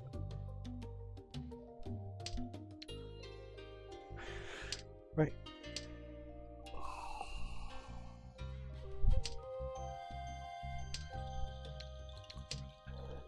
Don't hit a draw, get bitch slapped by some open Tanyao. Lose your Regientes to come in last. I'm gonna hang on to that a little bit first for a while, I guess. Hang on to the 9 for a little bit. I don't know. Doesn't really do anything for our hand as well. Neither does this. Guess in the grand scheme of everything, we kind of let it go before it becomes a problem.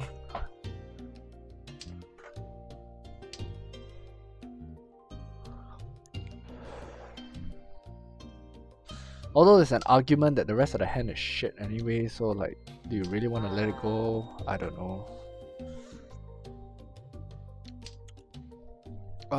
Let's see. We could kind of toss this out. Lose Tan Yao. At the same time, this is going to be hard to get out of, so kind of hoping here. Yeah, this is kind of like the most logical play. Although logic only gets you so far. At the end of the day, you just kind of need luck. Need absolute bullshit luck. I do this, I guess, because we're kind of stuck with the 9. Keep a pair here, draw a 3 here, gives us so kind of Ishan 10 to Pinful, some outside chance, right? As compared to like hanging on to this, then it's like we're guaranteed to not have Pinful.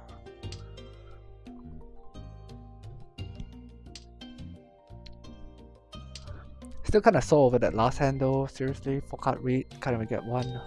Can't even get a deal in. It's like what bullshit. Best thing is we go review the wall. Probably everything is like right at the back, nicely tucked away for everybody. Of course, we draw this now. It's like you go. It's a better pair than this, but well.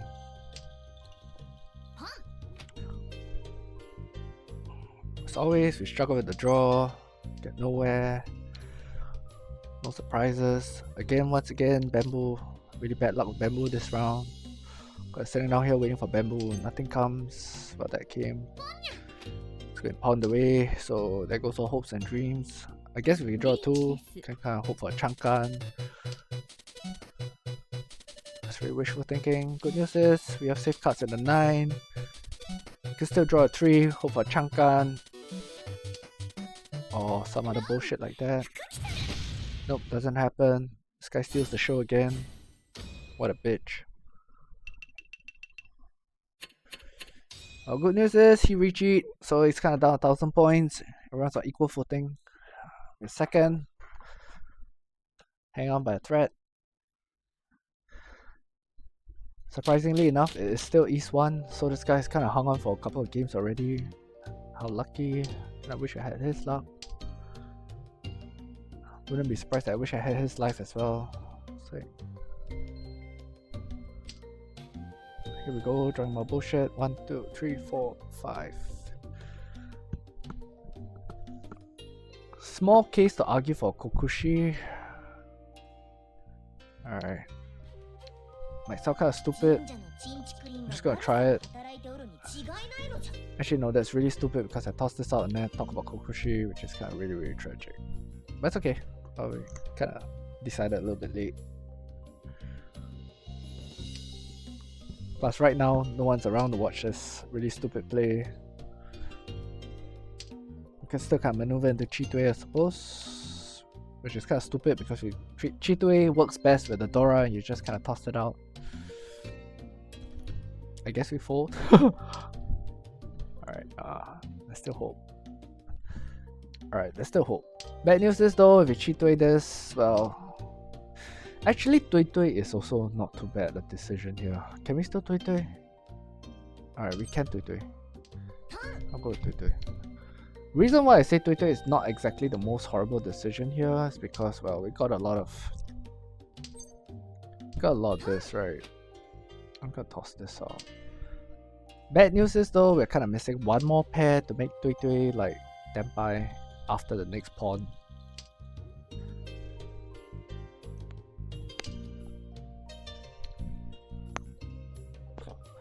Not anymore, we let this go.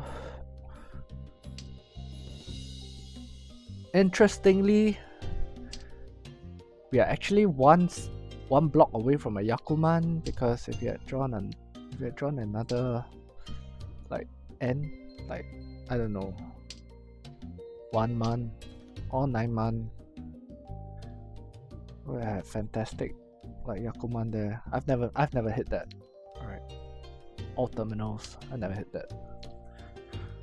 I've never hit an all terminals Yakuman before in my entire life. It's one of the elusive Yakumans that I've never hit.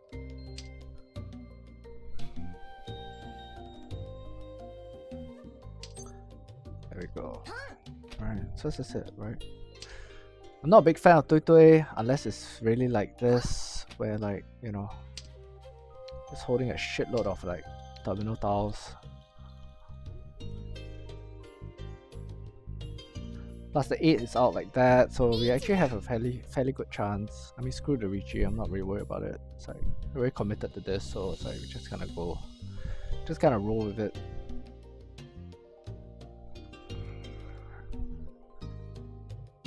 So I might break a 1, I guess, thinking that's safe. Ideally though, okay, now the situation is really, really bad because we're up against 2 Riccis, right? But we 2 more anyway, so it's like, alright, that's good. Ha ha ha, joke's on you. Keep the Tito. Could have been Yakuman. How tragic. I guess if we didn't pawn the 8, we could kind of try and tanky the. Alright. Here we have another bullshit hand brewing. Bullshit because, well, it looks like Honetsu, but you have a Dora here. It's like, oh god. It's like, the worst part is the only thing that's of value in this whole entire hand is the Hatsu, right? Do we pawn that? I don't know. Just toss it out. Kokushi again. 1, 2, 3, 4, 5. No, we're miles away because of all these doubles. So Kokushi, in that instance, it's just an illusion. We could Chanta. We could Chanta upgrades. Oh man, but with Chanta we kind of lose the Dora here, right? It's like, and we're actually miles away from Chanta. We're nowhere near Chanta as well. So this hand is actually a piece of shit if you think about it. It's a piece of shit because, well, I guess if we get the Hatsu, we could yeah, there you go, right? Look at that. Told you, RNG hates me. RNG absolutely hates me. But yeah, if we get a Hatsu, then we kind of have a lot of space to kind of run around. There we go. Alright, so now fingers crossed, we get some bullshit going. Still need to draw a lot of stuff though. We can pawn this now. It's like, then we're hoping and praying that we kind of make something out of the remaining cards. Kind of. This guy's like going wild. I have no idea why.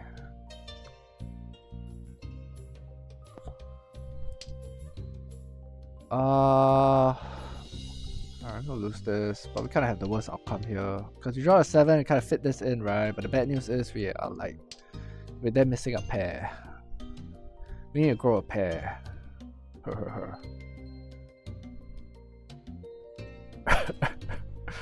Oh, we do need to grow a pair. Dream draw in this circumstance, I guess, would be the 6 because it gives us 2 Dora, so we get 1, 2, 3. Bad news is still left with BS Stunky weight on the 8. I guess in some universe, we draw the 8 first, toss this out, and then somebody actually discards a 6, which is like just wishful thinking. Surprisingly though, we are kind of blindsided a little bit. Oh, there we go. Alright, well, we pray. I was just about to say that if we chuck these two away, we kind of actually do get, what's this bullshit called? Honetsu? Which is actually not too bad because it's like a Mangan-esque. It's a Mangan level Honetsu, but unfortunately we drew the 8, which is kind of more than we could hope for, so... In this world, we just kind of hope for the Dora, which is kind of tragic. He might toss it out, because he already lost one. Although I think it's highly unlikely, it seems more like he tossed one out of a pair, rather than... Alright. Maybe what we did actually wasn't the best. Like breaking the 9 and then hoping for the 6 wasn't the best. I mean, it gives us the highest possible outcome, right? Like in terms of value, but might not have been the best call. Why I say that is because, well, if we had kept the 9, if we had kept the 9,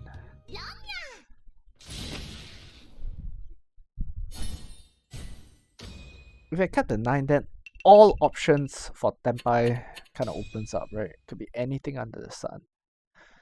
We could lose the 5 and still like be Tenpai. Then we just take the win. But of course, case in point, that was our dealer hand. So as I mentioned as previously, our dealer hands are always bullshit. We always waste them. Not by choice, but by design, because as you can see, the hand's pretty bullshit anyway. To be able to get the Tenpai was kind of an achievement in itself.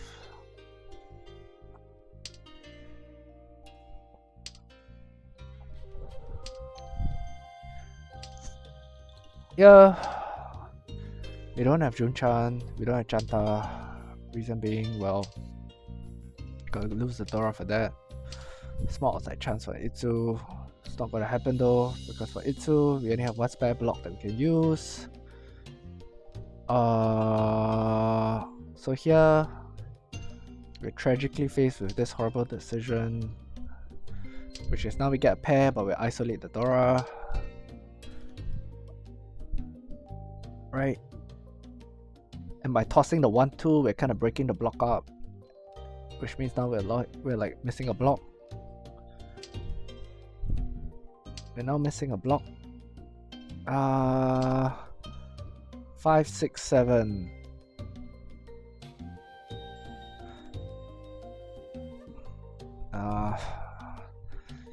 We can say we have SSK potential to sound fancy, but we all know that's not gonna happen. That's like miles away, right? Miles away, absolutely miles away. Guess what? Okay, so what we can kind of hope for in a dream scenario is we can kind of draw something here and be Tenpai for Pinful.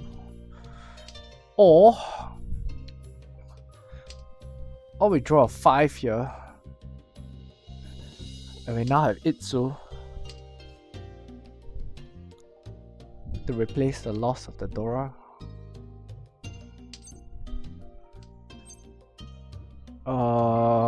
Okay.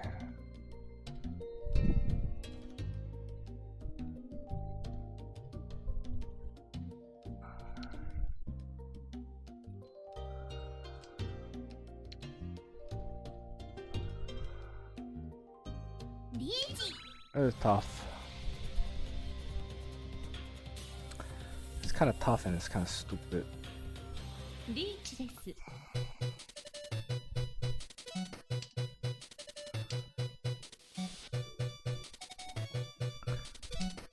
kind of stupid. The reason why I say it's kind of stupid is because, well,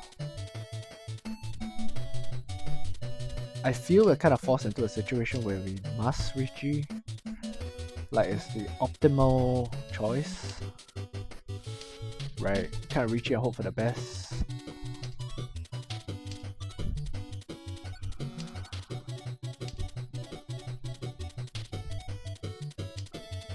the weight is horrible. Got a shampoo weight, right?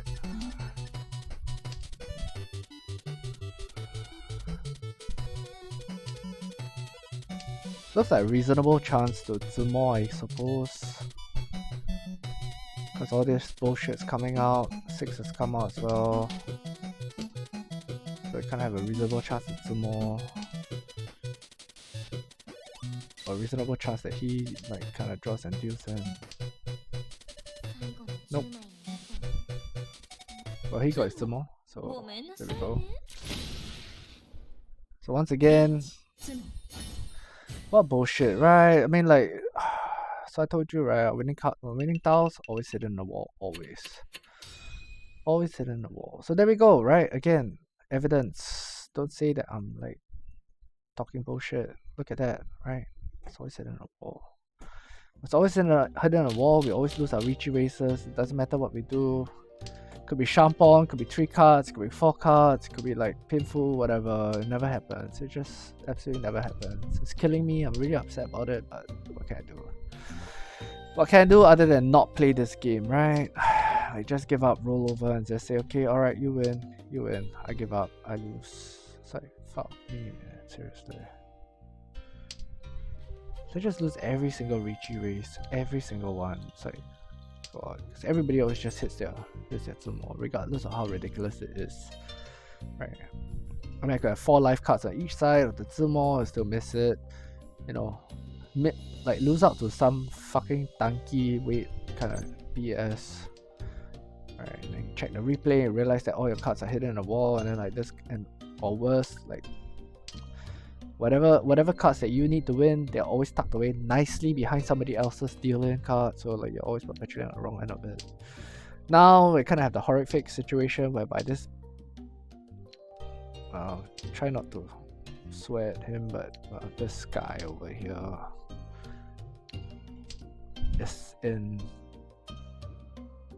is closing out the game, so all he needs is some BS, like all he needs is some BS hand, and it's like we're gonna go from like 2nd to 3rd and continue to drop points again.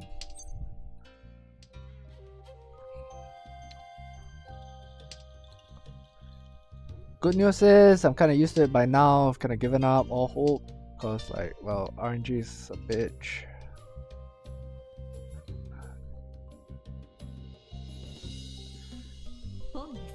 Bad news is, well, I don't know. I guess on the bright side, like, well, you guys can always come back, watch the stream, watch my agony, maybe empathize a little bit with the situation because it happens to you, although I think it's highly unlikely. I'm sure you guys are drawing a lot better than I am. Yeah, I guess I kind of reachy because I'm a little bit tilted. There's a chance to end the game in 2nd, so I'm just kind of like, whatever, right? You know, we never hit it anyway. It's a half decent weight, 6'9", but yeah. Miraculously, I'm sure everybody incorporates, you know, 6 and 9 now into their hand. Somehow or other still can get the Tempai. Dealer probably never draws a 9 ever for the rest of the round. Somehow maybe builds like, I don't know, I'm surprised he tossed that out. If I were him, I'll hang on to it. Or he builds like, probably build like Shosangen or something like that and have me deal in.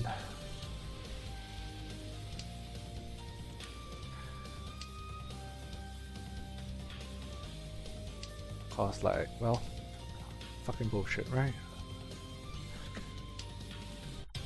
So yeah, I mean, just to show, I'm just gonna show this, right? Because someone's gonna look at it and say, well, it's a bad Richi because, well, the 9's kind of half dead, like there's only 4 6s left, right?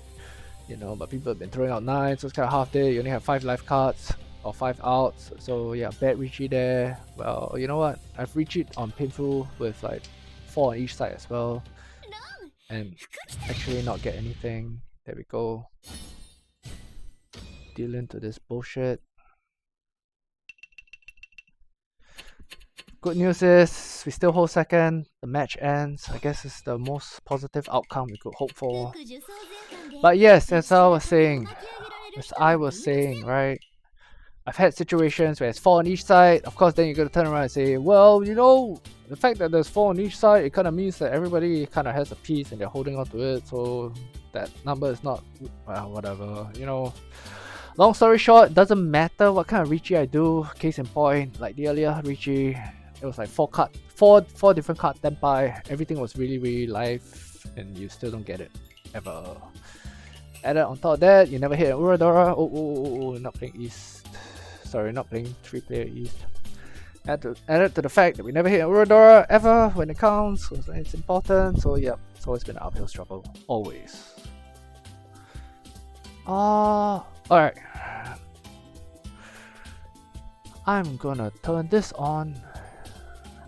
Switch this so that the background kind of works. And I am just going to take a couple of minutes break. Just a couple. Or use the washroom. Have a sip of coffee. So I come back and resume the agony. How exciting. Do stay tuned. I'll be right back.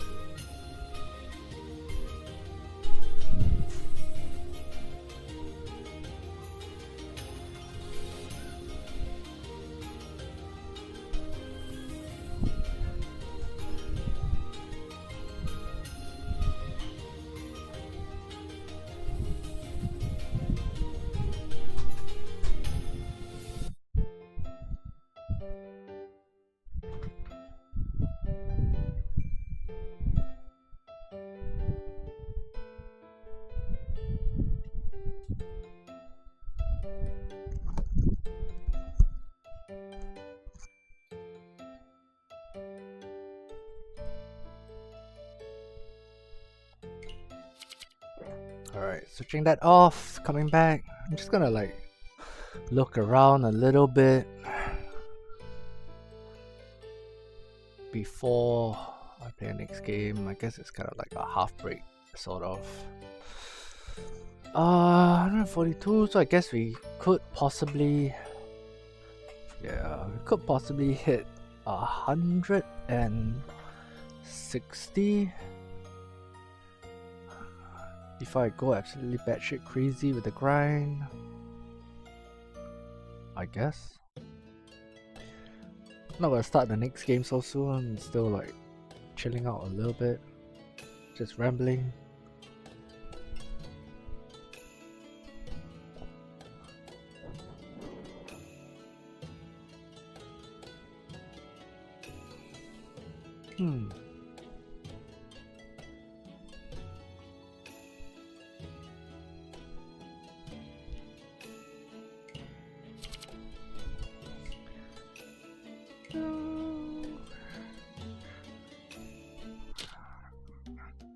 You know what? Okay, this one with a second, so I'm not really gonna care so much.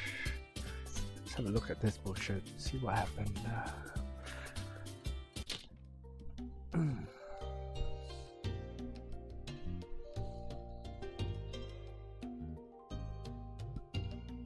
So it's pretty much this deal in that wrecked everything. What happened here?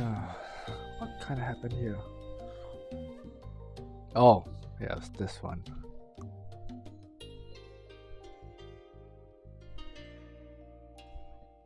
Alright, it's this one.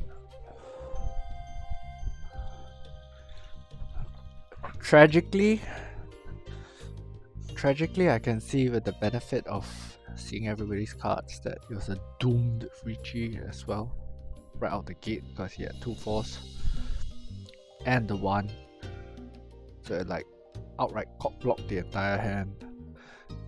If I picked right though, toss the 4 out, survive for one more turn.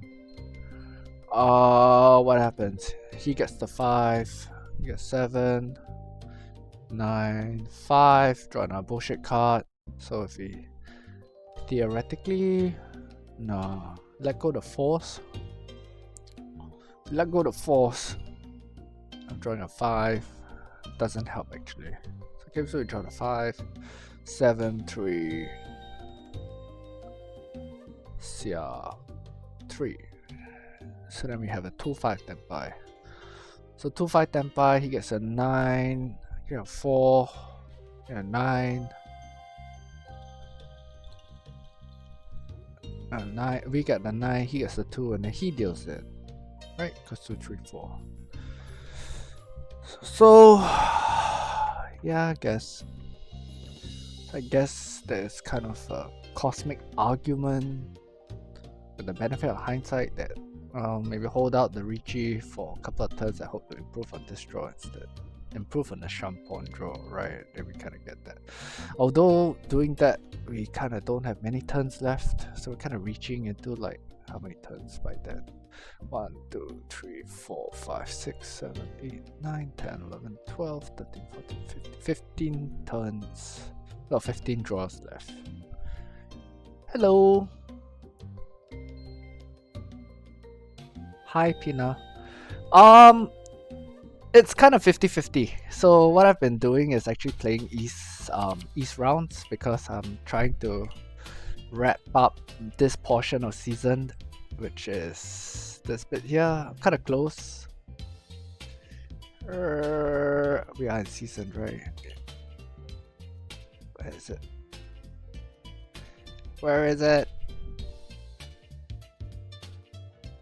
No, it's not this one. It's not this one. This one. So it's like 3,000 East games, right? So kind of close. Just crank out the East games, getting this done.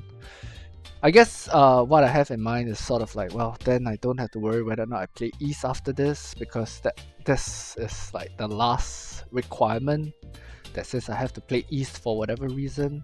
Also at the same time, this kind of pushes this closer to completion as well. And this closer to completion as well.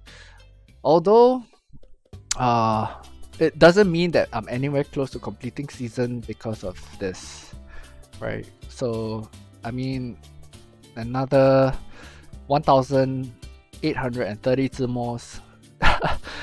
In theory looks like it's not a lot, but it's actually a lot because this 3,170 is like from 2.5 years of play or so. So yeah, just like grinding out East games, you know. It's been painful though, because luck's not really been going my way. Kind of been hovering at this point for a really, really long time.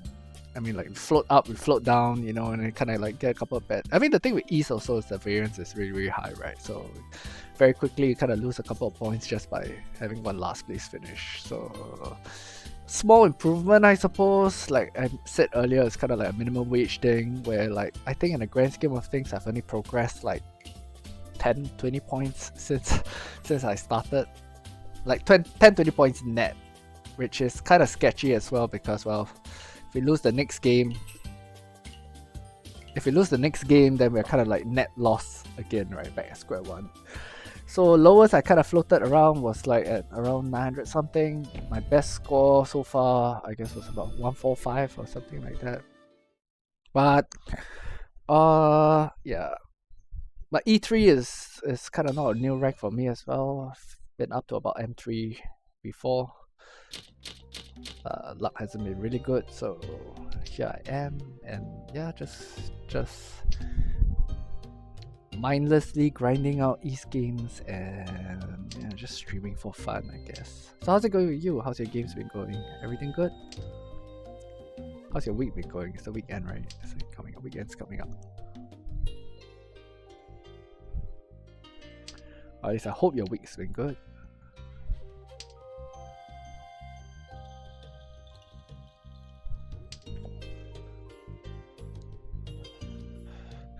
Alright, here we have another hand.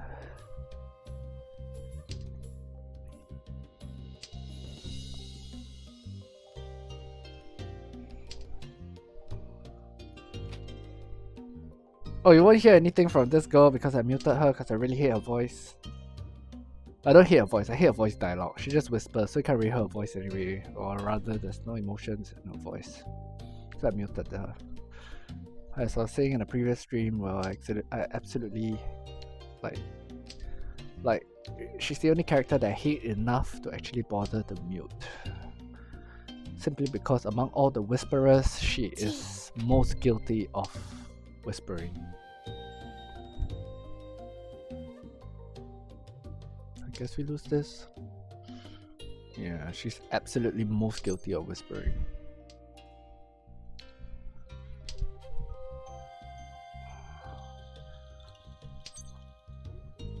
So yeah, pain, I hope. Oh yeah, it's been really rough, man. It's been really rough. Which is why like I just moan and groan on stream all day. It's not, you know, it's not very encouraging. But maybe someone will kind of, I guess, relate to the pain. Because like RNG just can be really rough, right? It's like,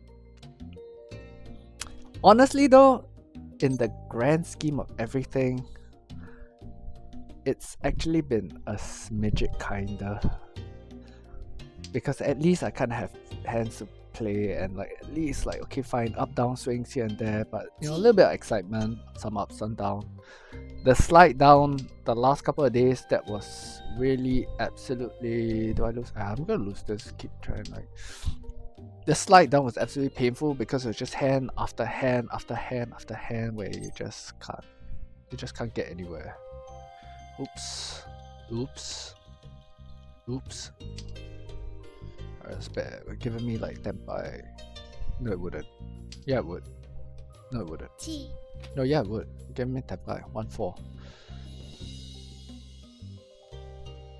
That's what happens when you don't trust like actually pulling off your tanky weights, right? Okay, so here, what do we have?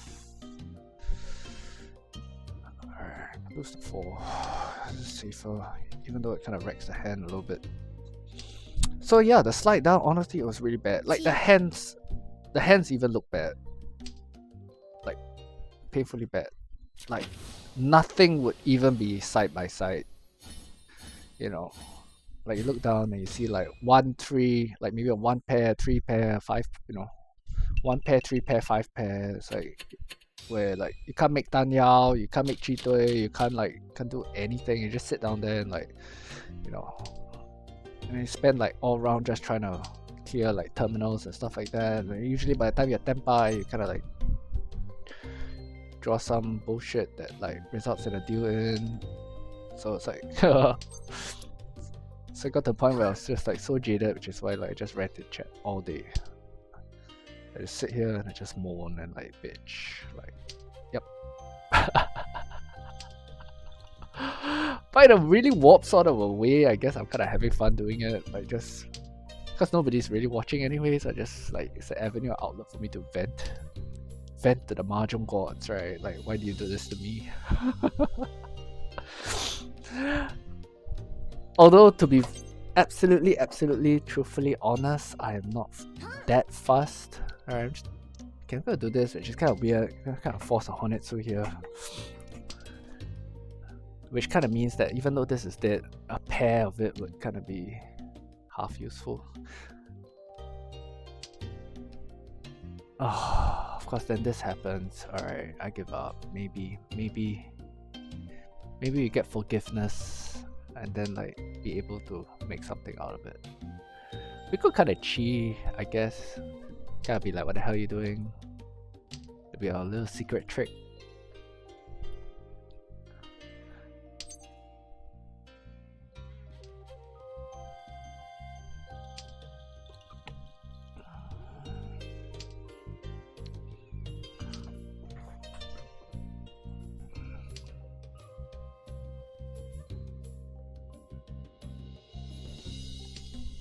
Yeah, man, I agree.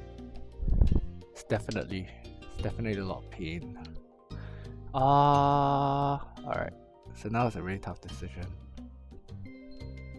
You know what? I'm gonna let it go. So I let it go.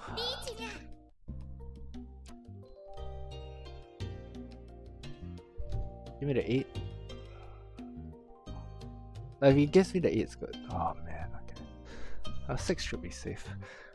Yeah, I let it go because, well, this is good. Well, I had good, now that the 8s are gone, so I kind of like... Oh wait, here we go. Alright. Yeah, it's kind of like the half plan.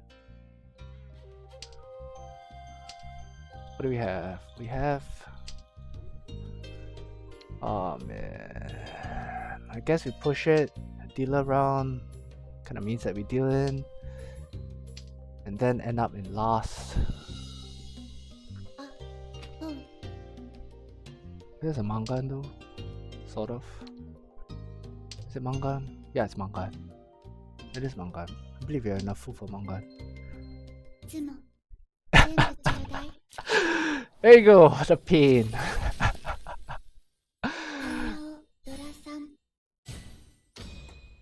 Not only that, right? It's still Daniel Dora's-san. Like, oh, yeah. So it's like, yeah, you go. You're lost. There's absolutely nothing.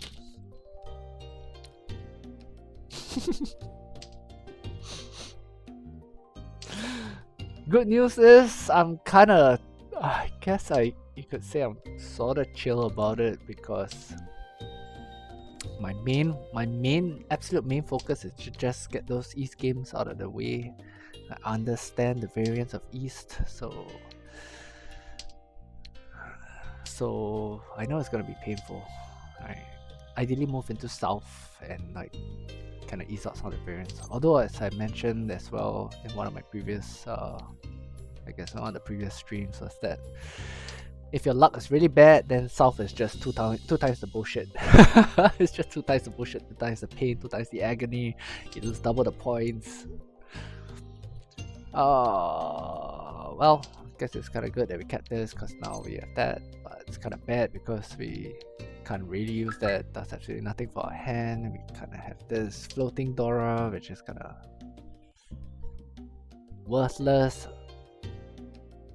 until it becomes useful. Then it becomes extremely useful because then we have a 2-hand hand possibility. But of course,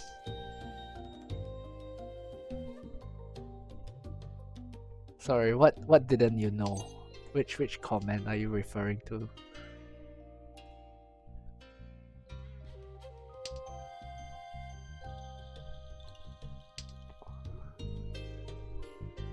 Up. Up.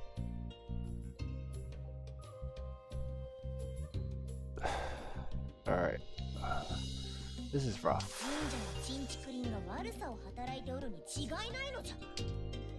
This is rough because we got potential Sun Uncle, Zumo, I guess. Some kind of potential Sun Uncle building here.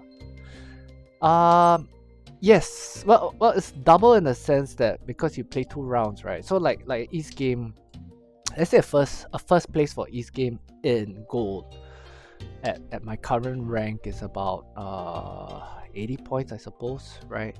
So if you play a South round, you'll probably get like about maybe 120 to 100 and maybe 120 to 130 points thereabouts. So it's more points because, well, it's South, right? You usually play for more. But I think it's also then like losses are double of that, right? And it's double in a more extreme fashion, right? So you can kind of lose a hell of a lot of points playing South fairly quickly. But the plus point with South is that, you know, if you make a mistake, early game is not absolutely catastrophic because you still have like a couple of games to kind of make up for it. Kind of. Okay, I realize that like everything is a pipe dream now because the 8s did.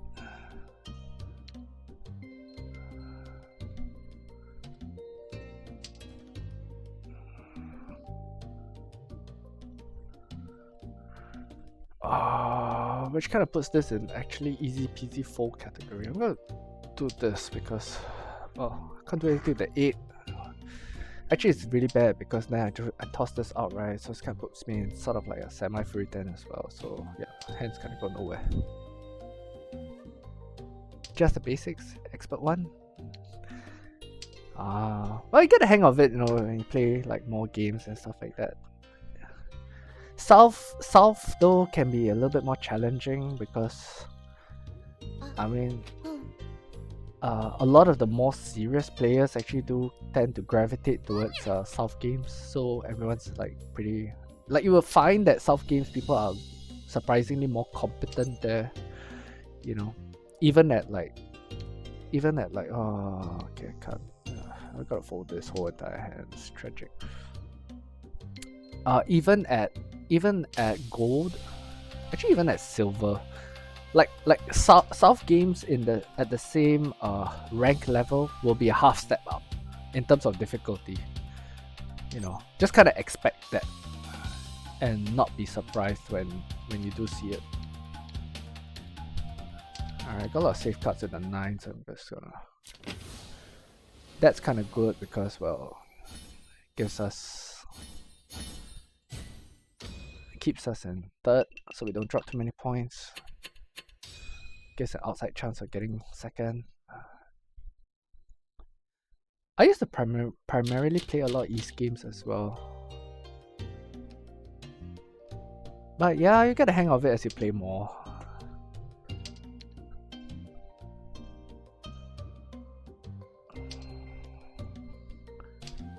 Hopefully you rank up soon, and then like, you know, get to try out Jade, because Jade's really tough.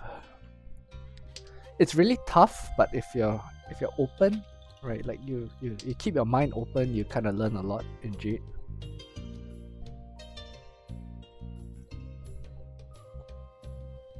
Because the players that you encounter there are really of all sorts, but also it's an opportunity where you'll meet like really high caliber players, right? Like up to Sync 3 will pop up in Jade, you know. I mean, if you ever watch a game or ever watch one of their games, right? Their tower efficiency and the way they manage their hands and stuff like that.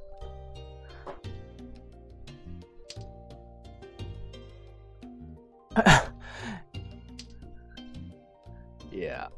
Okay, so Richie City, I installed that you know, recently. I guess it was maybe like 2 months back or something like that. And I just needed a break from Mahjong, so like that was during my unfortunate rank slide. You know, so I installed Richie City. I figured, hey, you know what? I have a different platform to play where I don't have to stress about what my rank's gonna be, stuff like that. So I was playing on Richie City. My own personal take with Richie City is that because it's a fairly fresh. Okay, what's good? I guess this, because it's a fairly fresh platform, right? So you kind of get this weird mix of really good players who are just starting out and just ranking up, you know, and you have this mix of like people who are really, really obvious that they are just kind of starting out and getting a feel of the game kind of thing, you know. You can kind of tell, I guess, like from how they play the game. Although I would say primarily I've been more a Sanma player in Richie City. Okay, I'm just gonna like go for the quick win here, which is kind of not so great, but well, kind of move things along. Would like to secure 3rd place if I can. Don't really want to mess around with this. He's kind of like, I've been primarily playing Sanma on Richie City rather than 4 players. Should be safe.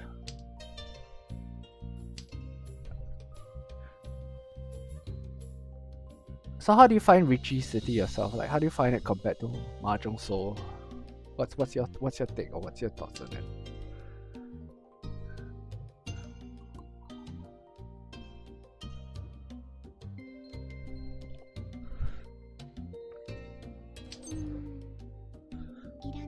Oh, so yummy. No, we can't. Well, we can safely kind of cheat and not be in Fury 10, but the bad news is then we kind of risk Fury 10 with like the 1. So as much as it upgrades our hand, we kind of got to let that one go, which is tragic. I mean, myself, for what I like about Richie City is, you know, you actually get a lot of like cosmetics and effects and stuff like that, which you actually kind of have to pay for or gacha for in Mahjong Soul, right? So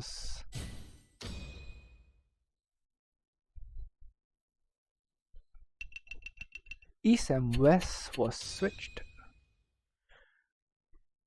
What do you mean by East and West was switched?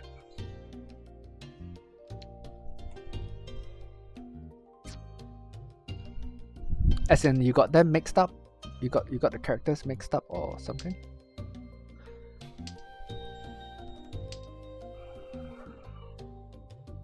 They're not their regular cardinal directions. I'm sorry, I don't really understand.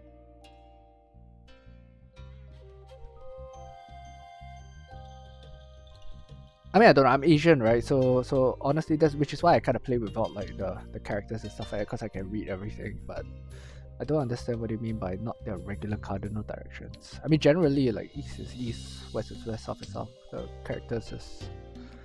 character is kind of like what it is. So I don't really understand what you mean by when you say they're not their regular directions. I mean, rules-wise, Richie City and Mahjong Soul should be exactly the same. Shouldn't have any kind of difference in terms of that. Like rules or format-wise. The only difference actually is just cosmetics.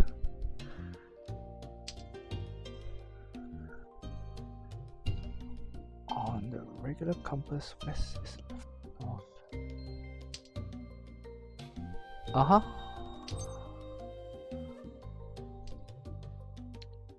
On the regular compass, west is left of north. So we have north, west is like, yeah, that's correct. It should not be the case for Richie City, you know. It's like, let me see, I'm just gonna yank up that video.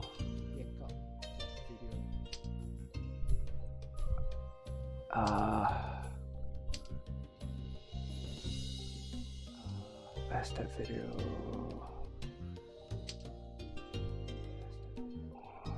Alright. I'm not really paying attention to my hand, but it's fine. Let me switch this off because I realized that like my Twitch was running in the background. Okay, 1 second. I'm not looking at the chat. Yeah, just give me 1 second. Okay, what do we do here? Just very quickly. Okay, 4, 5, 6, 7. 2, 3, 4, 5, 6, 7. Guess we toss this for more optionality, even though we give up some stuff. Let me see. Where's my folders? Skip that. Toss this. I'm not paying attention. I'm gonna reopen this again. Alright, okay. It's East 4, right? Okay, let's just wrap this up.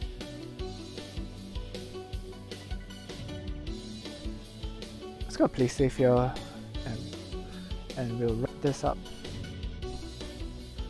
Wrap up. Oh, I thought I tossed it up.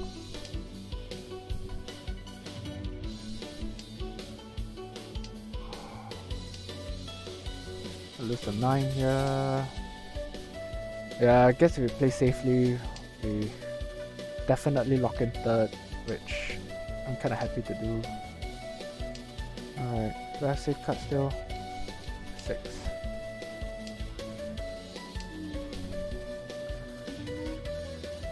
Oh, okay, we could do this. But the rest of the hand is wrecked anyway, so it's fine. How many turns? Wow, 22 turns. That's a lot of defending to do. That's a lot of defense. Interestingly though, we still have a fairly outside chance of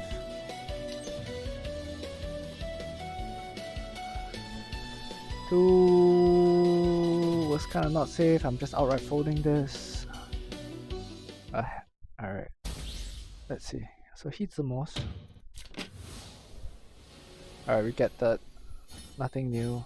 Life sucks. Alright. This is that clip that we were using. That I'm using for the. That's a clip that I'm using for the. Okay, unfortunately this is Sanma. But But I guess nothing really changes, right? Not really, because this is east, this is south, right? This is west. Then you expect north tiers. So I guess maybe because they kind of do it like at the corner instead of like versus Mahjong Soul where they do it in the middle. Hold on a sec. I eat our rank one loss. Let's go long. Can bring up a table here.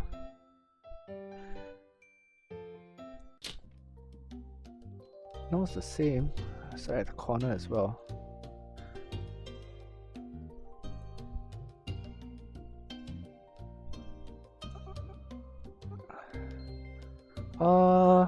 No, it's actually the same. It's the same. It's just that they use like the characters instead. So east, south, west, north. Yeah, it's not likely to change because I mean that is just like rules. I mean it's like the outright rules kind of thing, you know. So it doesn't really flip. Although being Asian, my Mandarin isn't that great, you know. And for the longest time I actually used to think that what's it called, let me see, I used to mistaken east for north, like the character itself. I used to thought that like Dong, right? I used to think that it was actually north. It took me a really long time before I kind of like realized that no, it's actually east. But yeah, I mean like Richie City, I like for myself, what I kind of like about it is that yeah, for Richie City, what I like about it is that, well, like a lot of stuff comes free, right? So personally, like I feel absolutely zero pressure to gacha anything. Like you get Richie music, you get like, you know, some cosmetics that comes free, you get some costumes that come free, you know, you get a lot of expressions and vocalization that comes free, you know, and like leveling up the character. Honestly, if you play it, you kind of hit like max level and get all their perks fairly quickly as well.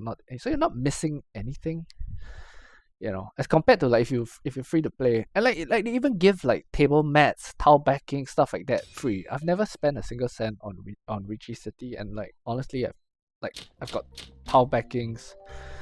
I don't have music, but I have tile backings. I have like costume. I have one costume. I have 3 costumes. 1 came free, 2 came from leveling the characters, so I have costumes free. Like in that sense, I was pretty impressed, you know. I mean, bad news is it's kind of bad for the business model, I suppose, because well, then like you don't really make as much money from people spending money on gachas. You know, as compared to like Mahjong Soul, right? Like if you don't gacha at all, you know, your characters are quiet half the time, and then you have Bonkat, which is like really annoying after a while because everybody uses Bonkat, you know. So cosmetics wise, I kind of find that Richie City actually wins hands down. Cosmetics wise.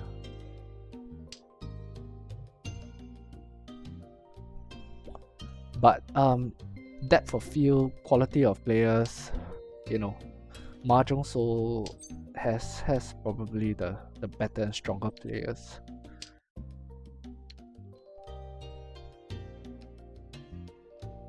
It's like kind of like a slightly more serious platform, I guess. Not to say that like Richie City players are all bad. Some players that are really good as well, but I think most of them kind of hang out here. But it's a good alternative platform, like if you just want something else to look at, right? Or you want to like play some kind of ranked match without like the pressures of actually playing a ranked match, which was kind of what I did.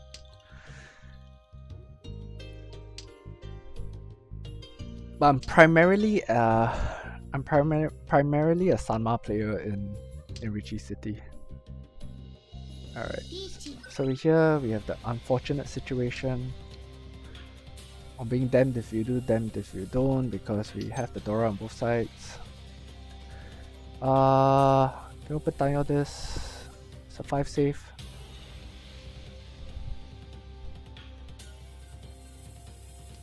I'm gonna take a risk.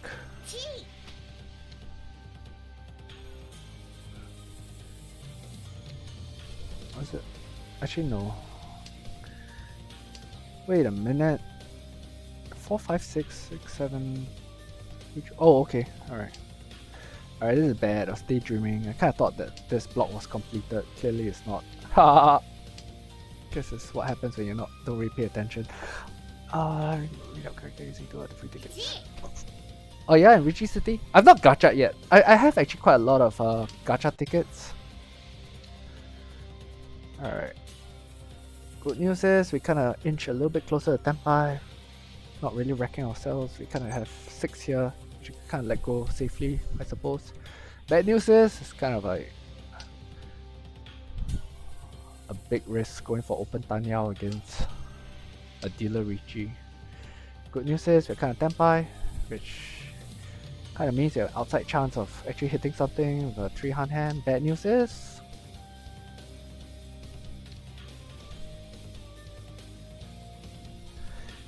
this. Oh, you know what? Just go for it.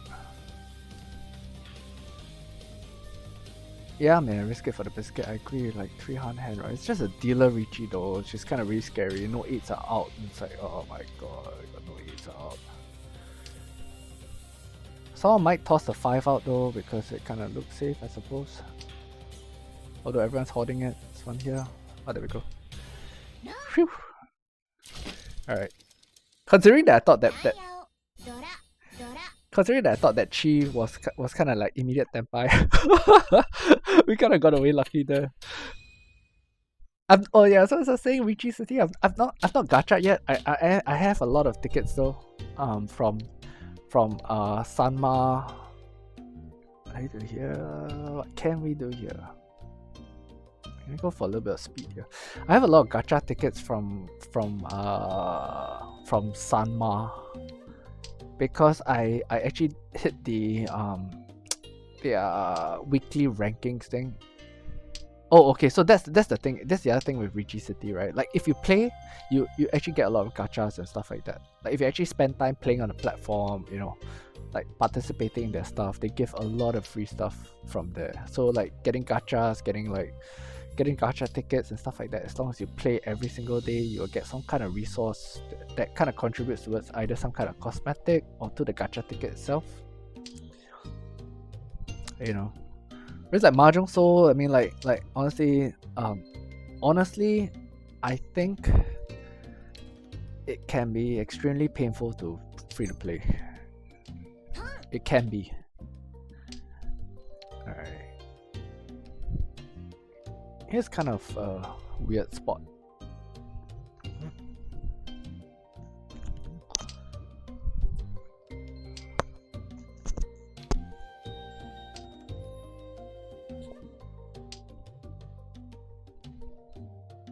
Recycle all your gifts. As in, you're referring to Mahjong Soul or you're referring to Richie City?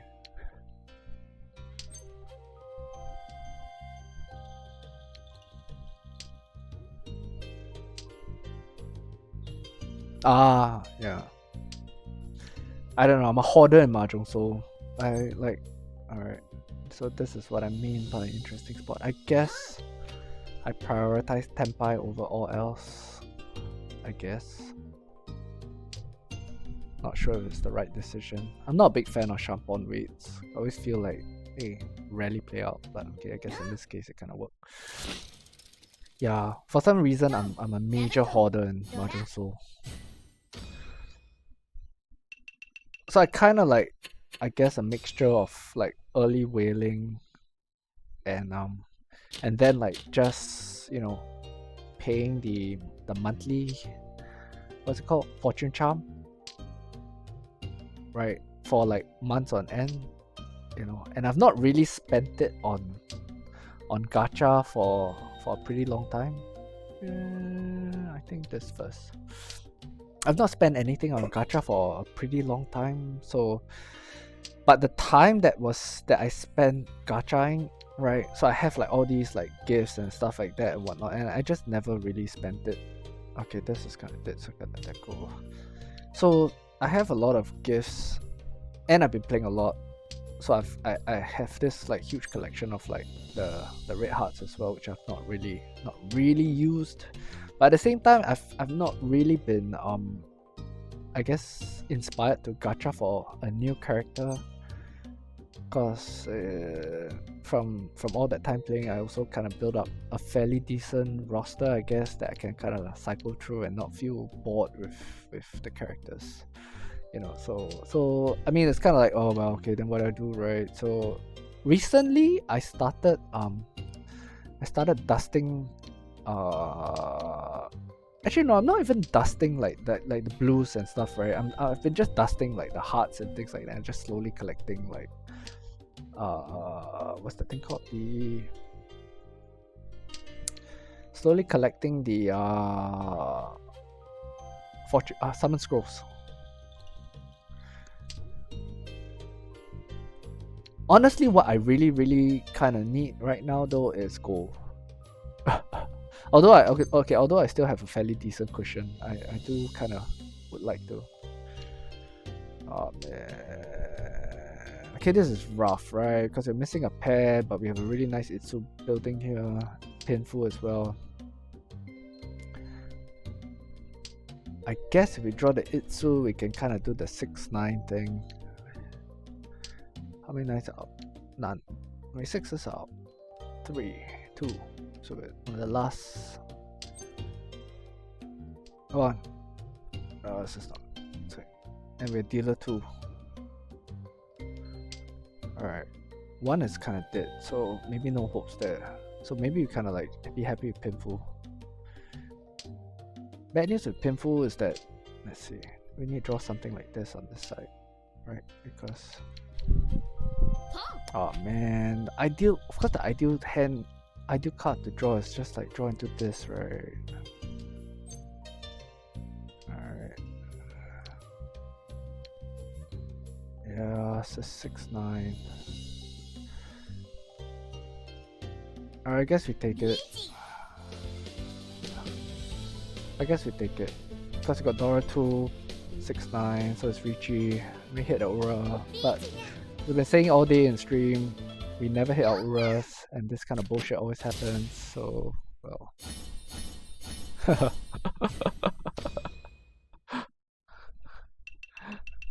Story of my life.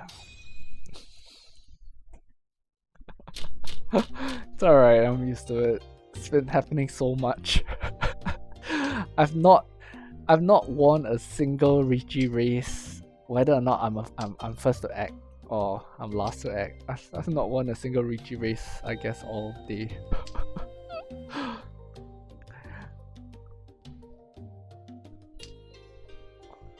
So I kind of laugh in absolute resignation to my fate.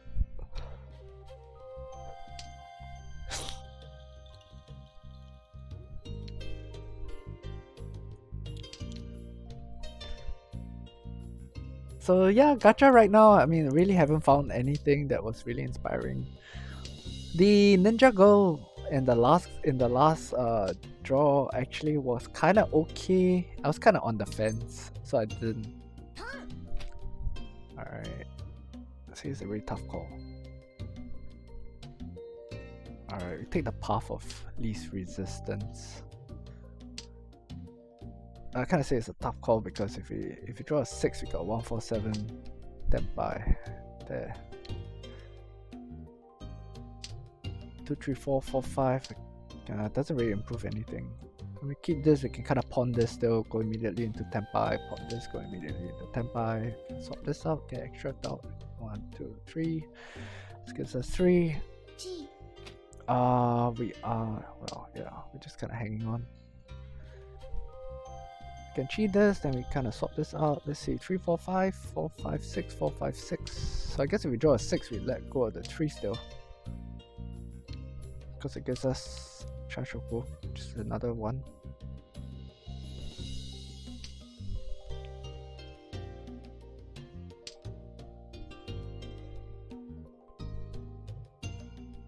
Man, it's only East 2. Alright. Well, there goes Shanshoku. Well, we could have had it if we kept this and waited on the 4, but honestly, 3 is enough. and a win is just kind of good. I'm not gonna push my luck any further because knowing the usual. Oh, okay, well, it's a good outcome. シュンドラに You're giving me good luck, Pina. I've not seen this kind of luck in a while. So thank you for dropping by. I could use the luck. I could use all the help I could get.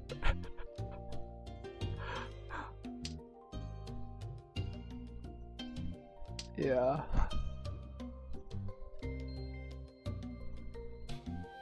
I'm gonna toss my own win out and kind of see what happens.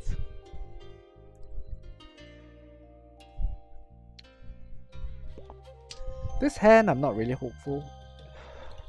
One of the possibilities, I guess, is to just outright play defensively and semi-fold it and hoard these just to slow everybody else down. Kind of means at risk of like just paying off everyone. Just like 3,000 points. But it's East 3, right? So it's just kind of got to hang on for 2 games. Oh, I should have watched this. Oh, see, then we get tempted here. It's like, oh, okay, kind of make a run for it. Okay, I'm gonna let go 1. If anybody pawns this, then maybe we lock down. Which looks like to be the case. No. Should watch the stream from 3 days ago. I think 3 days ago. That one was really bad. It was so bad. Like, it got to a point where towards the end I was just like, I kind of had it.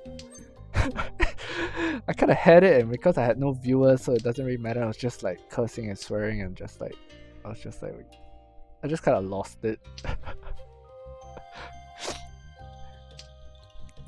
Because like this, right? Like you look at this, honestly, this to me is like absolutely beautiful because yeah, at least you're drawing stuff that kind of works. Like for I think easily 7 hours plus, all I kept drawing was like terminals and terminals and more terminals, and you're just like, oh my god, like can something please just happen? You know, I was like pulling my hair out at the end of everything. I was just like, oh god, why do I do this? Alright. So here's really tough, right?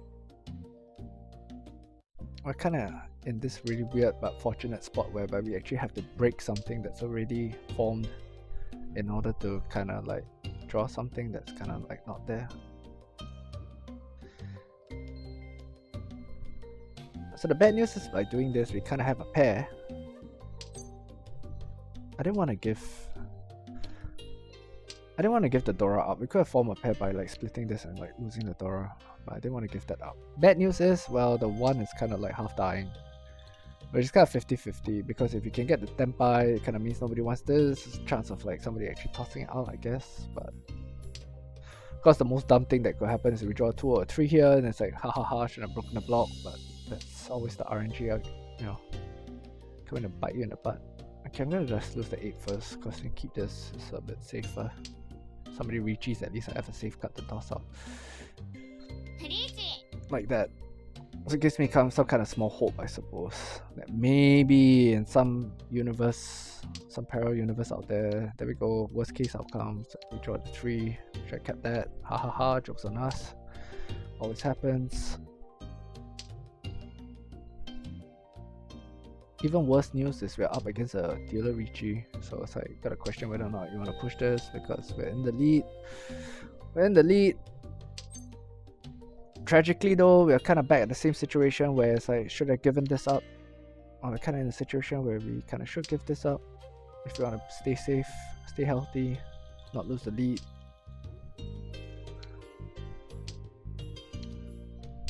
Good news is we still have a safe card. We have many safe cards. Could kind of slowly release now. Hang on for dear life. It's 1 safe. 1 is safe. He tossed it up, so we can kind of like still keep some small outside hope that we actually make it somewhere. Alright, this is not good. 6 is safe.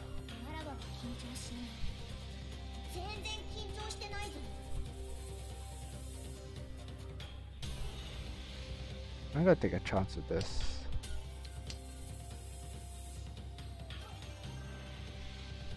Why is, I mean, I don't know, it's kind of redundant anyway, because like the moment I break this, there's absolutely no hope. I'm gonna just do it this way.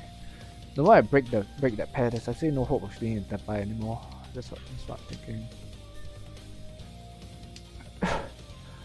Well, I guess if you kind of, no, we can't. Alright, ran out of cards. Wow. Wow. Alright, that was scary. That was scary because after throwing the 9 and seeing the 3 out, I kind of thought the 6 might have been safe. So that was really scary.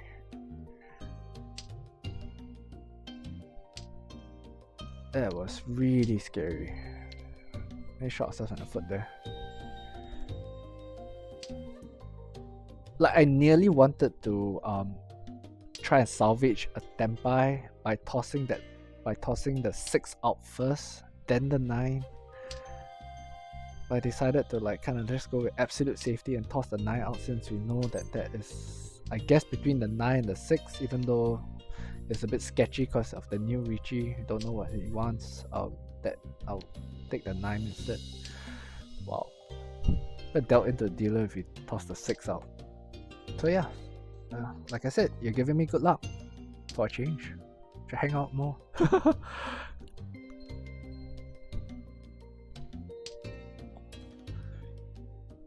But yeah, so far this is not the most pain. I'm gonna do that. It's kind of stupid, but I kind of feel there's no difference. I'm kind of venting my frustrations out on my hand, which is not the wisest choice.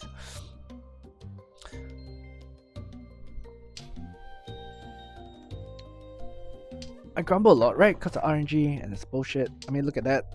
Keep drawing all these cards, doesn't do anything. It's like really useless. Yeah.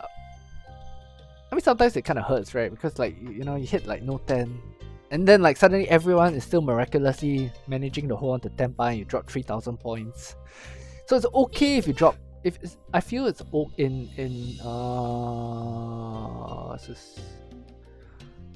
alright, I know this is absolutely safe, so we kind of buy a turn, but now it's bad. Alright, 3 is safe.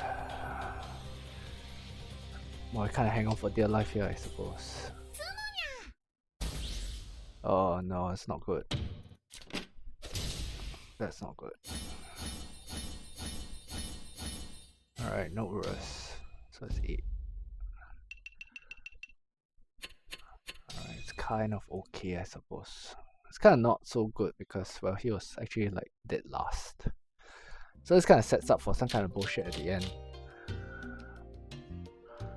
Right. I guess I'll be I could kind of just be happy if he wins and we end up in second. Bad news is if he pulls off some kind of nonsense and we end up in third, or this guy. Points, because now with that Richie, points are close, right? If he had like kind of been buried, then yeah.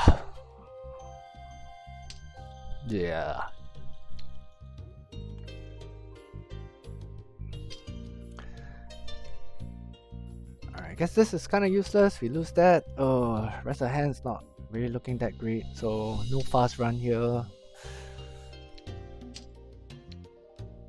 Which, when you try and do that, it's kind of 50-50 in my opinion, because, well, what kind of happens is that, well, you kind of hope to move quickly, end the game quickly, end the round quickly, and run away with your points, and then you just end up stuck. Get caught out on a Rigi, end up dealing in, and it's like, everything goes to shit. For what my points was 1399, so I guess second moves me back above 1-4, which is kind of like the happy zone. I kind of want to stay above 1-4 because I know I started the day around 1-3 something, so it's kind of like, it's kind of really sad progress, but still progress. God, it's just so hard to get points these days, you know.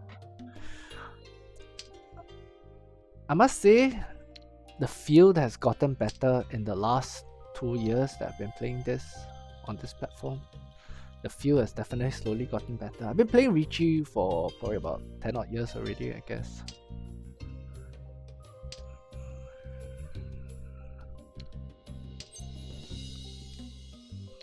Could have pawned that.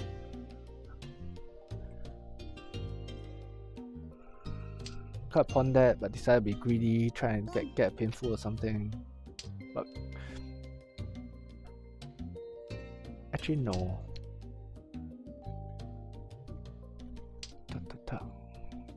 Alright. I guess it's kind of arguable always, but pinful is also not really looking very good at the moment because the 9's a bit, or half dead. Well, it's not enough to give us our Ibeko anyway, so kind of rely on the 6, right? 2 Shanten with like some kind of half dead card, so it's not looking good. I'm gonna toss this out first because it's safe. I'm gonna toss this out because it's kind of safe. I'm gonna keep this because it's very safe. I guess it's too late now. I go draw the 8. It's like 3, 4, 5. Oh, why you do this? So one sketchy discard here, right? But chance to like, okay, what's the point difference? Man. Alright, I'll go with what you say. Yeah. Alright, keep our fingers crossed. The problem though is that it's not getting that one through. It's like it's like what we draw after that. That's kind of really hairy.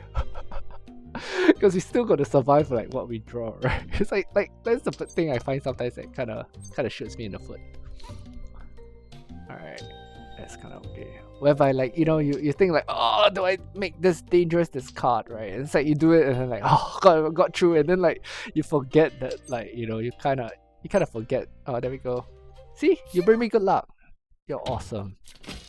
But as I was saying, right? And then like cause you got one through, then you kind of get mentally committed to like, all right, I'm gonna do this, and then eventually you draw the Dylan Tau and like you shoot yourself in the foot. So yeah, 65 points here. If it's a South game, you know, you could probably get up to 100 odd, or 90 to 100 odd. 90 to 100 odd points. Of course, on a net basis, I know that 2 East games in first place is worth more than one. It's worth more than 1 South win. That I know.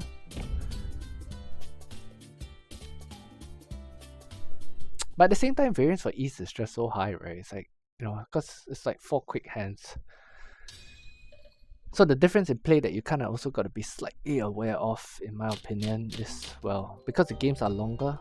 So South players are not as reckless actually. They are a little bit more solid on defense.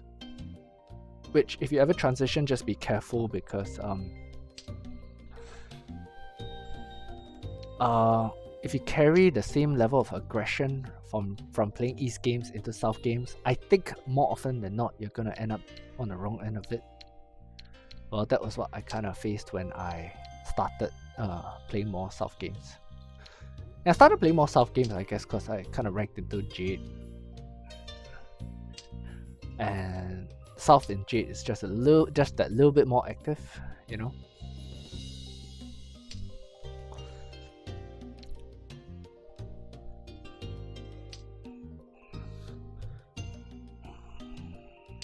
Like you really just gotta end up thinking a lot more in Jade.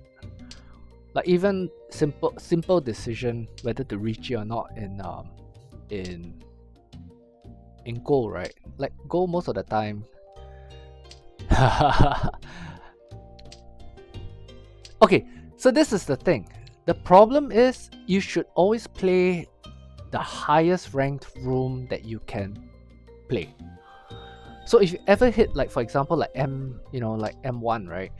If you hit M1, you should move into Jade and not stay in goal. The reason for that, so for a while I didn't realize, and I was just playing in goal all the time. The reason you want to do that is because if you're an M player, if you're M rank player, right, and you're playing in gold, what's gonna happen is that if, let's say, you get first, your first point gain is gonna be reduced, but your last position point loss is gonna be increased. So you know, it's kind of like the upside goes down but the downside goes up if you're playing one rank below, right? So if you ever hit like master, you kind of want to play in Jade because as you can see, like just winning is really difficult. So you don't really want to gimp yourself by being in a situation whereby like you gain less by winning and you lose more by losing. If that makes sense. Yeah. So that's the first thing, like with the mechanics of Jade, right? Then of course, like yeah, the same. So I guess one thing to kind of be careful of is that in Jade, like I said, players are really good. So even the aggression levels and things like that and whatnot, you know, it does kind of come around by you. I had to turn that down a lot. No. Like I was forced to actually turn that down a lot, which is why like even like the earlier situation, right? Like I guess if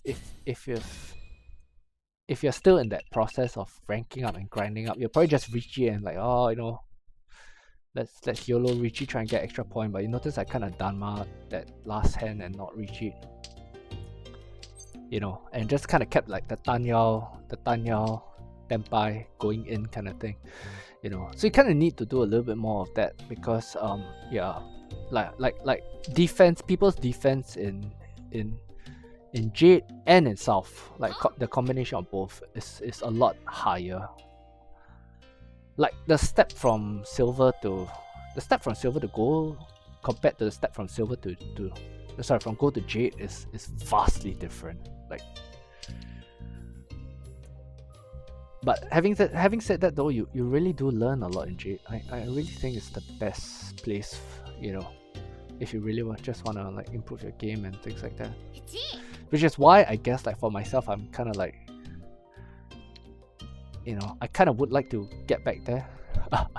The downside though, Jade games are really expensive, so you kind of burn through copper really quickly. So which is kind of what I'm in a very warped sort of a way hoarding my. What's a better choice?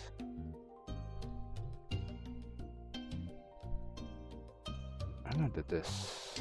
It's kind of weird. I'm not confident to utilize both of it. So in a really warped sort of a way, I'm actually hoarding my what's that thing called? Let me see.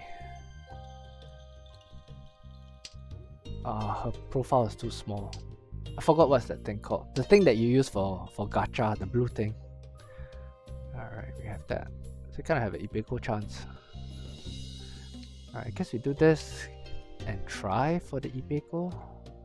But at least keep that option open because, well, I mean, if you're gonna tanky here with a 4, you might as well like tanky the 6 and hopefully get an Ibeko, right? That's my logic anyway. Not really the best. No real statistics driving that. Like look at the board and like, oh, I think that there's a higher probability here. Nah, this was kind of just what I'm hoping for. But you kind of like get this and keep your fingers crossed and hit the Ibeko. So they give us 2 Han. If it's more, it's 3. Yeah. I wish you would learn something from me. Unfortunately, I'm not that great of a player.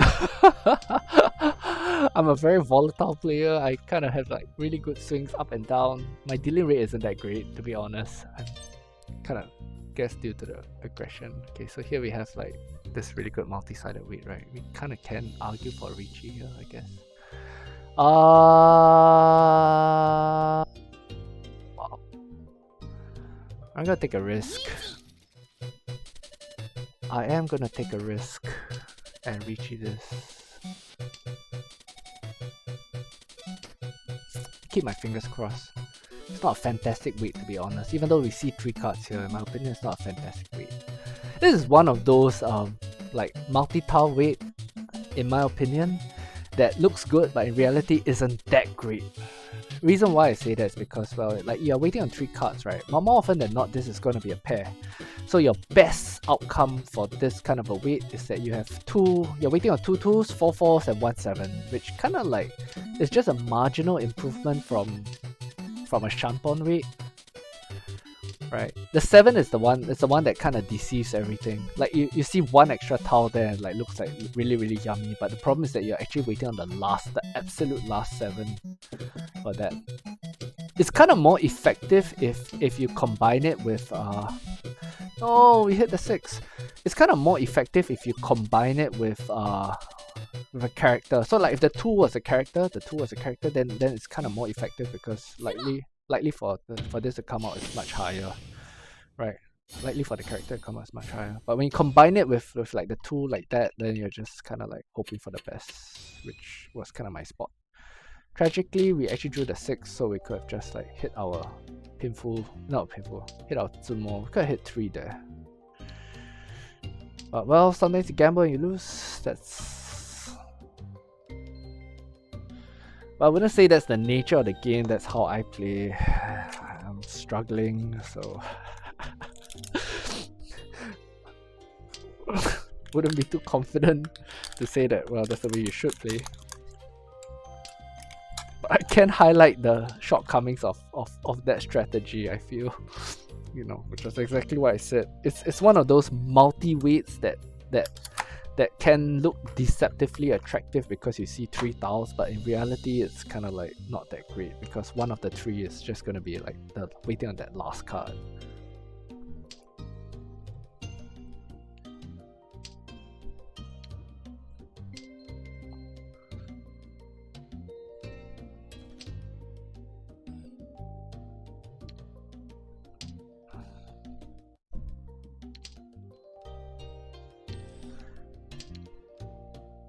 Actually, are you a numbers kind of person? Like, there is one way that you can kind of help, I guess, if you're really willing to put in like the work and stuff to improve your game, right? There is actually one way, but it can be a little bit I guess painful to do, in my opinion. Well, okay, it's painful depending on your personality. Like if you're wired for it, you'll find like it's probably like one of the best things. So hang on for dear life here. Yeah. Actually no, we are kind of like a dodgy second, but he's Richie. We're a dodgy second because whether or not who's second is like kind of subjective. Alright, okay, so if you play poker, right? If you play poker, you might have a small appreciation for what I will show you next after this.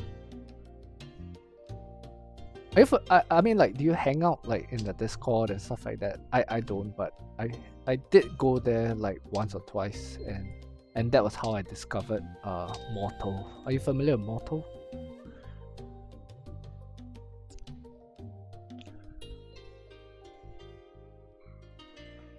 Alright, okay. Let me show it to you after I am done with we're done with this. It might take a while though because it's only East 2. Just gotta hang in there for 2 games.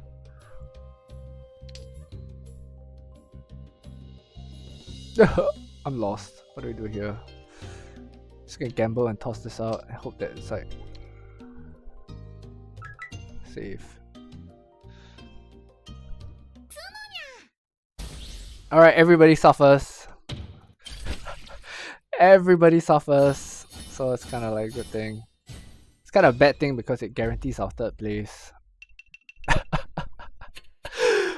Oh, it's kind of a good thing because that's 4th place's East win, so his chances of kind of recovering is a little bit less. Bad news here though is, and the very bad news here is that the points difference is not that great, so we could still kind of get screwed.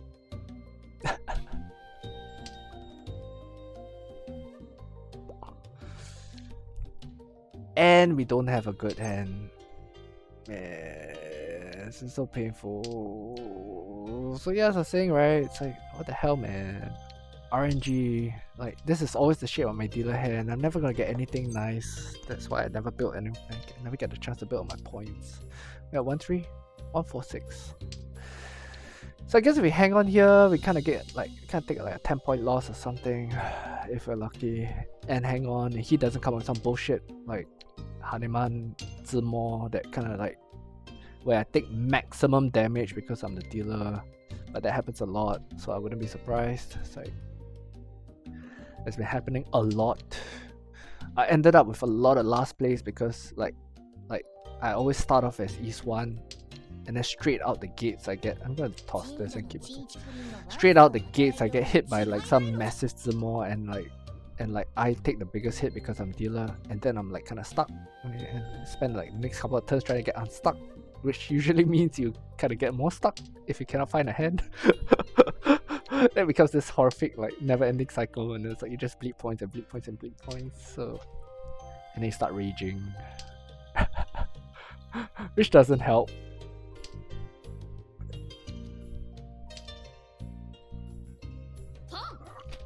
The thing is, I feel relative to poker, you kind of need a lot more discipline for Mahjong, because you can't just fold the hand and like kind of like chill out. You're always forced to be in the hand. Like even folding the hand, you know, it's like even folding the hand, you're kind of like still involved, right? You still kind of need to like avoid trouble. It's very hard to safely 100% fold the hand. I've tried, you know, and you still get quirky moments. Like I've had rounds, and you kind of need to do that in Sanma, right? Like in 3-player, you kind of need to do that sometimes on rare occasions, whereby like straight out the gates, right? Okay, what do we do here that can kind of be a little bit more safe? I guess this. Like sometimes in Sanma, I outright fold from like turn 2.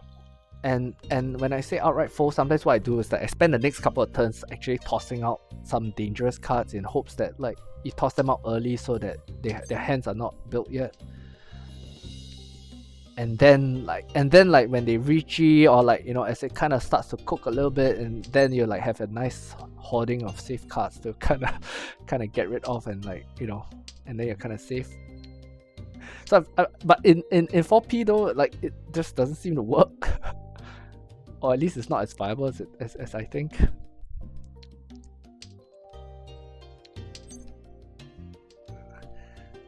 Alright, so we finally got that. That's a good news. The bad news, okay, so the good news is we're kind of Ishan 10, right? In many directions. Bad news is there's a little bit of overlap here, so the Ishan 10 kind of like, there we go. Yeah, oh, okay, so good news is we don't need to. 2 is dead. Bad news is 2 is dead. Good news is we don't need to reach G. So I can kind of safely camp out. Hello. Alright, that's a worst case. It's kind of a worst case outcome, because he kind of inches just a little bit closer. Good news is though, if by some miracle you hit a monster here, you still have an outside chance of making first. Outside chance. Boom. Having said that though, it's highly unlikely to happen because RNG hates me. As you can see from this shape here, so I kind of like, oh god, it's the worst shape. Because you have a block that kind of needs to be broken up, which is kind of tragic. I'm gonna lose this, keep the pair, kind of keep a dream here. Let's see. 5, 6, 7. Yeah, this shape here is kind of shit as the shape here, right? Alright, now we got the pair there. What do you do? What do you do? What do you do? What do you do? What do you do? What do you do? Kind of try this. Not exactly the smartest play. I'm gonna lose that because maybe in some universe somewhere we kind of get Danyao. Although, like I said, the shape is kind of bad because no matter how you kind of build it, this is kind of more likely to happen, where like it gets stuck. And you get kind of stuck in a bad way, right? Because you're so reliant on the 3 here, or you're reliant on the 7 here. So this is kind of a really horrible spot to be in. you can't ditch this, because if you draw the 3, then it's like, you know, you end up with 310, because, and the worst part is you end up with 310 with 147 weight. So it's kind of damn if you do, damn if you don't, right? It's like, no matter what you do, you're just gonna be stuck in some kind of single card weight. So I guess we kind of hope and pray that he doesn't find a hand and we kind of make it out here with a small point loss. Having said that though, he hasn't eaten anything. Likely for him to actually hit Richie is still there. RNG hates me, so fairly high chance that he actually kind of ends up pulling his bullshit comeback hand, which is what they always do. Alright. Okay, so good news and bad news.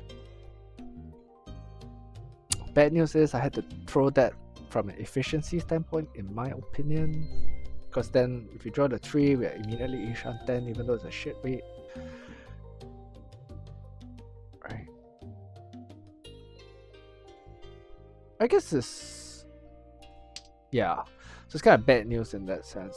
But I guess it's not the worst, because if we draw the 7, we can kind of lose this and like still... like we can still draw the 7 and keep some kind of functionality to stuff. It's okay, it's not the worst. So there we go. So now comes the magic question. I guess we reach it. It is a decent 10-5. Having said that, I kind of jinxed it now.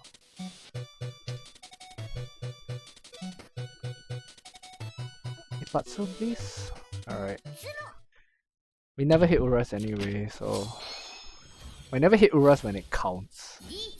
Oh, you do hit 1. Single 1. Alright. Alright, sneaked in second. Woohoo! Alright, sneaked in second. This is good. Like I said, you bring me good luck. Alright, so Mortal. Let me show you Mortal. Okay.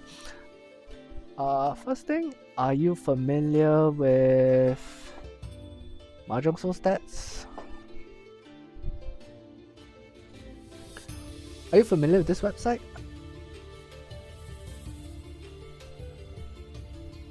Let me put it here. Click the login.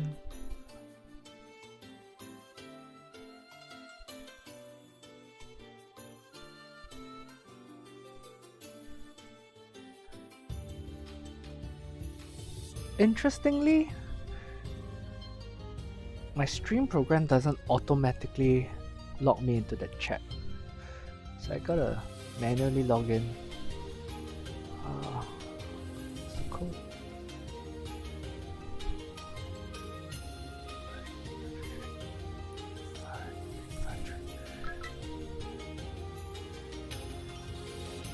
Alright, I'm in chat now. Okay.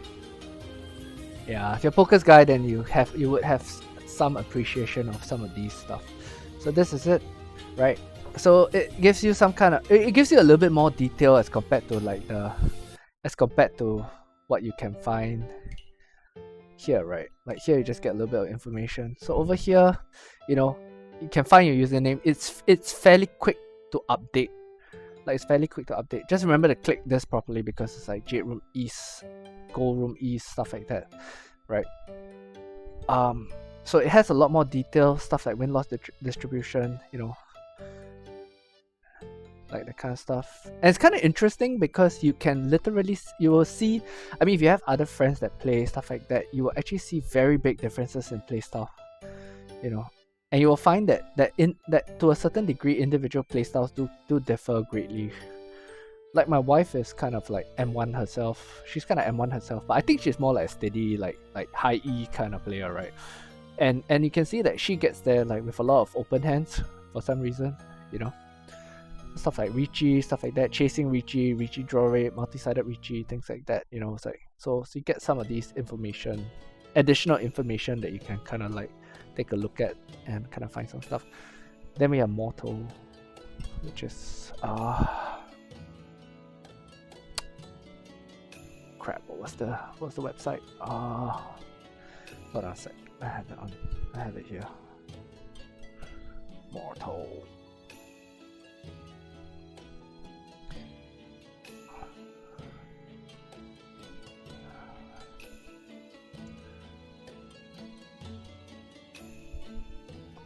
This is mortal. Here we go. Let me see. Can pull out your stats, I guess. EX1. Here we go. What's kind of cool is they also have something. I guess if you play enough, it has something called your steady rate. Which fine, you know. Nah. Honestly, look, you have a better dealing rate than I do. Which I think, you know, you have a much better dealing rate than I do. Look at this, right? It says 15.15. That's like horrific. Look at that. This is pretty decent. This is actually a hell of a lot more decent. Although I would say, well, like what I said, I kind of went from fairly aggressive playstyle, so I kind of got a lot of backlog of dealings to kind of clear before that kind of moves down. Let's see what some of the differences here. I mean, other than the fact that I've played a hell of a lot more games, so. No, I mean, honestly, I think your stats are a hell of a lot stronger than mine. Dealing rate, it's just you know, dealing into other people's hands, right? Like you know, dealing into other people's hands and losing, yeah. That's dealing rate. And it's really important because you kind of want to keep it like somewhere around where you are at. You don't want to be where I am at. Where I'm at is actually really terrible. But again, in my defense, you know, I've got a huge backlog of like past games where I've been very, very reckless. And I think also, if you ask me, right, you have a lot more potential as a player than I do, to be very frank. Because you did this in like what, 26 matches, and I'm like 2,000. So yeah, if you play more, you'll definitely catch up fairly quickly. Wouldn't be surprised to see you in Master very, very soon. Okay, where was... I thought I had it up. MJAI. Here we go. Mortal. So Mortal. This is Mortal. Right? It's basically an AI reviewer sort of. So what you do, and it only works for, unfortunately only works for South games. Let me find a South game here, which is much further back. I gotta scroll back a lot. Because I've been grinding East games, so I gotta scroll back a hell of a lot. Unless I just hit like review on some South game. Okay, here you go, South game. But this is Sanma South. We need a Yeonma South. 4 players. Okay, here. So what you do is you find a 4-player game, right? You click share. Then you have your you kind of have your game URL here, right? So you copy that. I'm gonna open this as well. I can kind of open this. So we copy that and go to Mortal, right? And then you paste into Mortal. You can kind of click show rating. It kind of gives that little bit more information, right? And what you do is you hit submit, right? And now you literally have like an AI comparison on what the optimal play is versus what you played. So like here it's like, okay, like the AI would do the same thing. Here it does the same thing, right? You know, but in turn 4, like the AI kind of feels that, like, you know, the optimal play was to discard this rather than what I did. So you have at least like a comparison on what the better play should have been. You know, so I guess if you know, I guess in a poker sense, this is like having a little bit of a cruncher for you, right? It's as good of a cruncher as we kind of got at this point.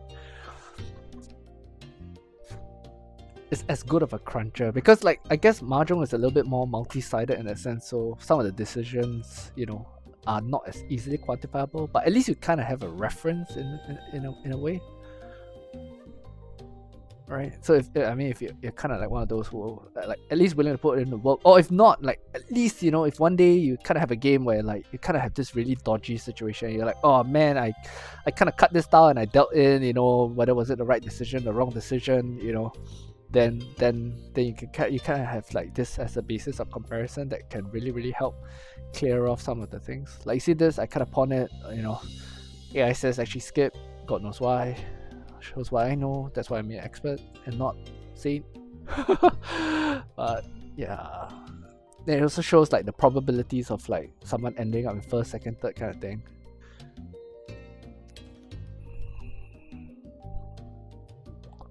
So like this hand is kind of funny because the AI, I mean like it was a shit hand to start off with, right? But the AI kept screaming like throw south. And I'm like, nah, I'm just gonna throw everything else except south. And then finally when I throw south, he's like, no, you want to throw this.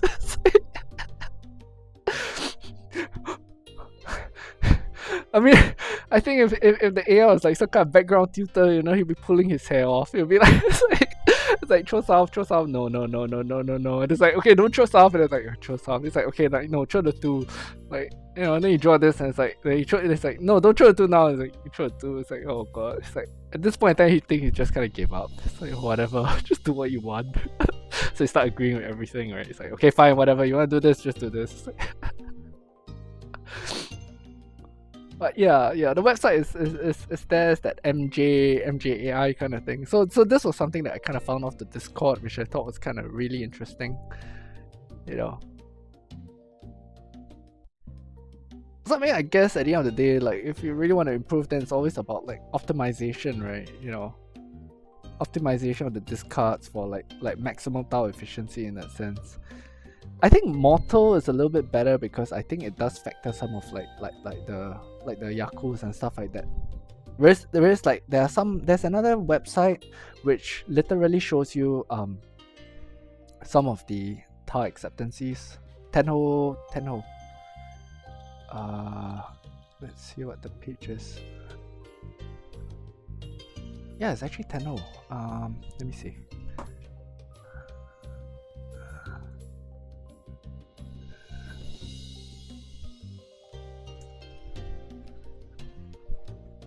Can we get this in English though? Here we go, English. Bang. What is the analysis?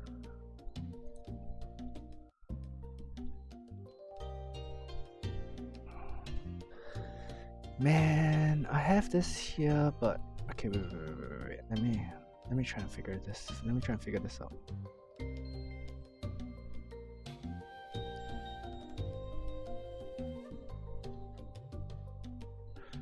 Let me try and figure this out.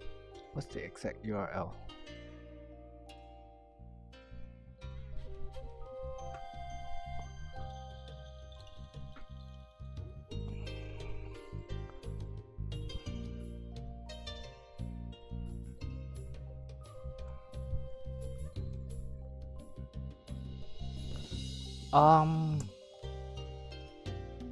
This one. Switch to English, I guess. So this one is kind of cool, right? Like I can't remember how to navigate, but it's somewhere in this website. Somewhere in this website, right? So what it kind of does is that you kind of key in your hand that you have, right? And it actually tells you like the absolute optimal discard that you could have. So like one of the examples that I kind of showed the wife, which I thought was kind of cool. So it's 2246 2246 77899 S11P, I guess. 11P, right? I'm sure you can get this in English.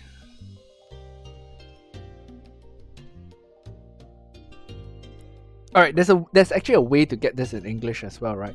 So then it actually like gives you like the absolute breakdown as to like what's the optimal discard.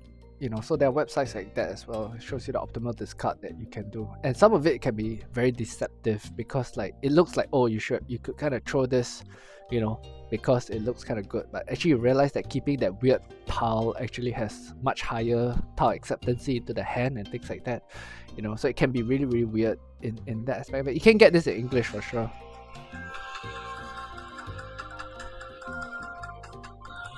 One second. Hello? Hello? Hello? No, why? Nothing that important. What's up? Are you okay? Where are you? Huh? You what? Your leg hurt. Alright, where are you now? In the room? Okay. Let me just come up. Alright, okay.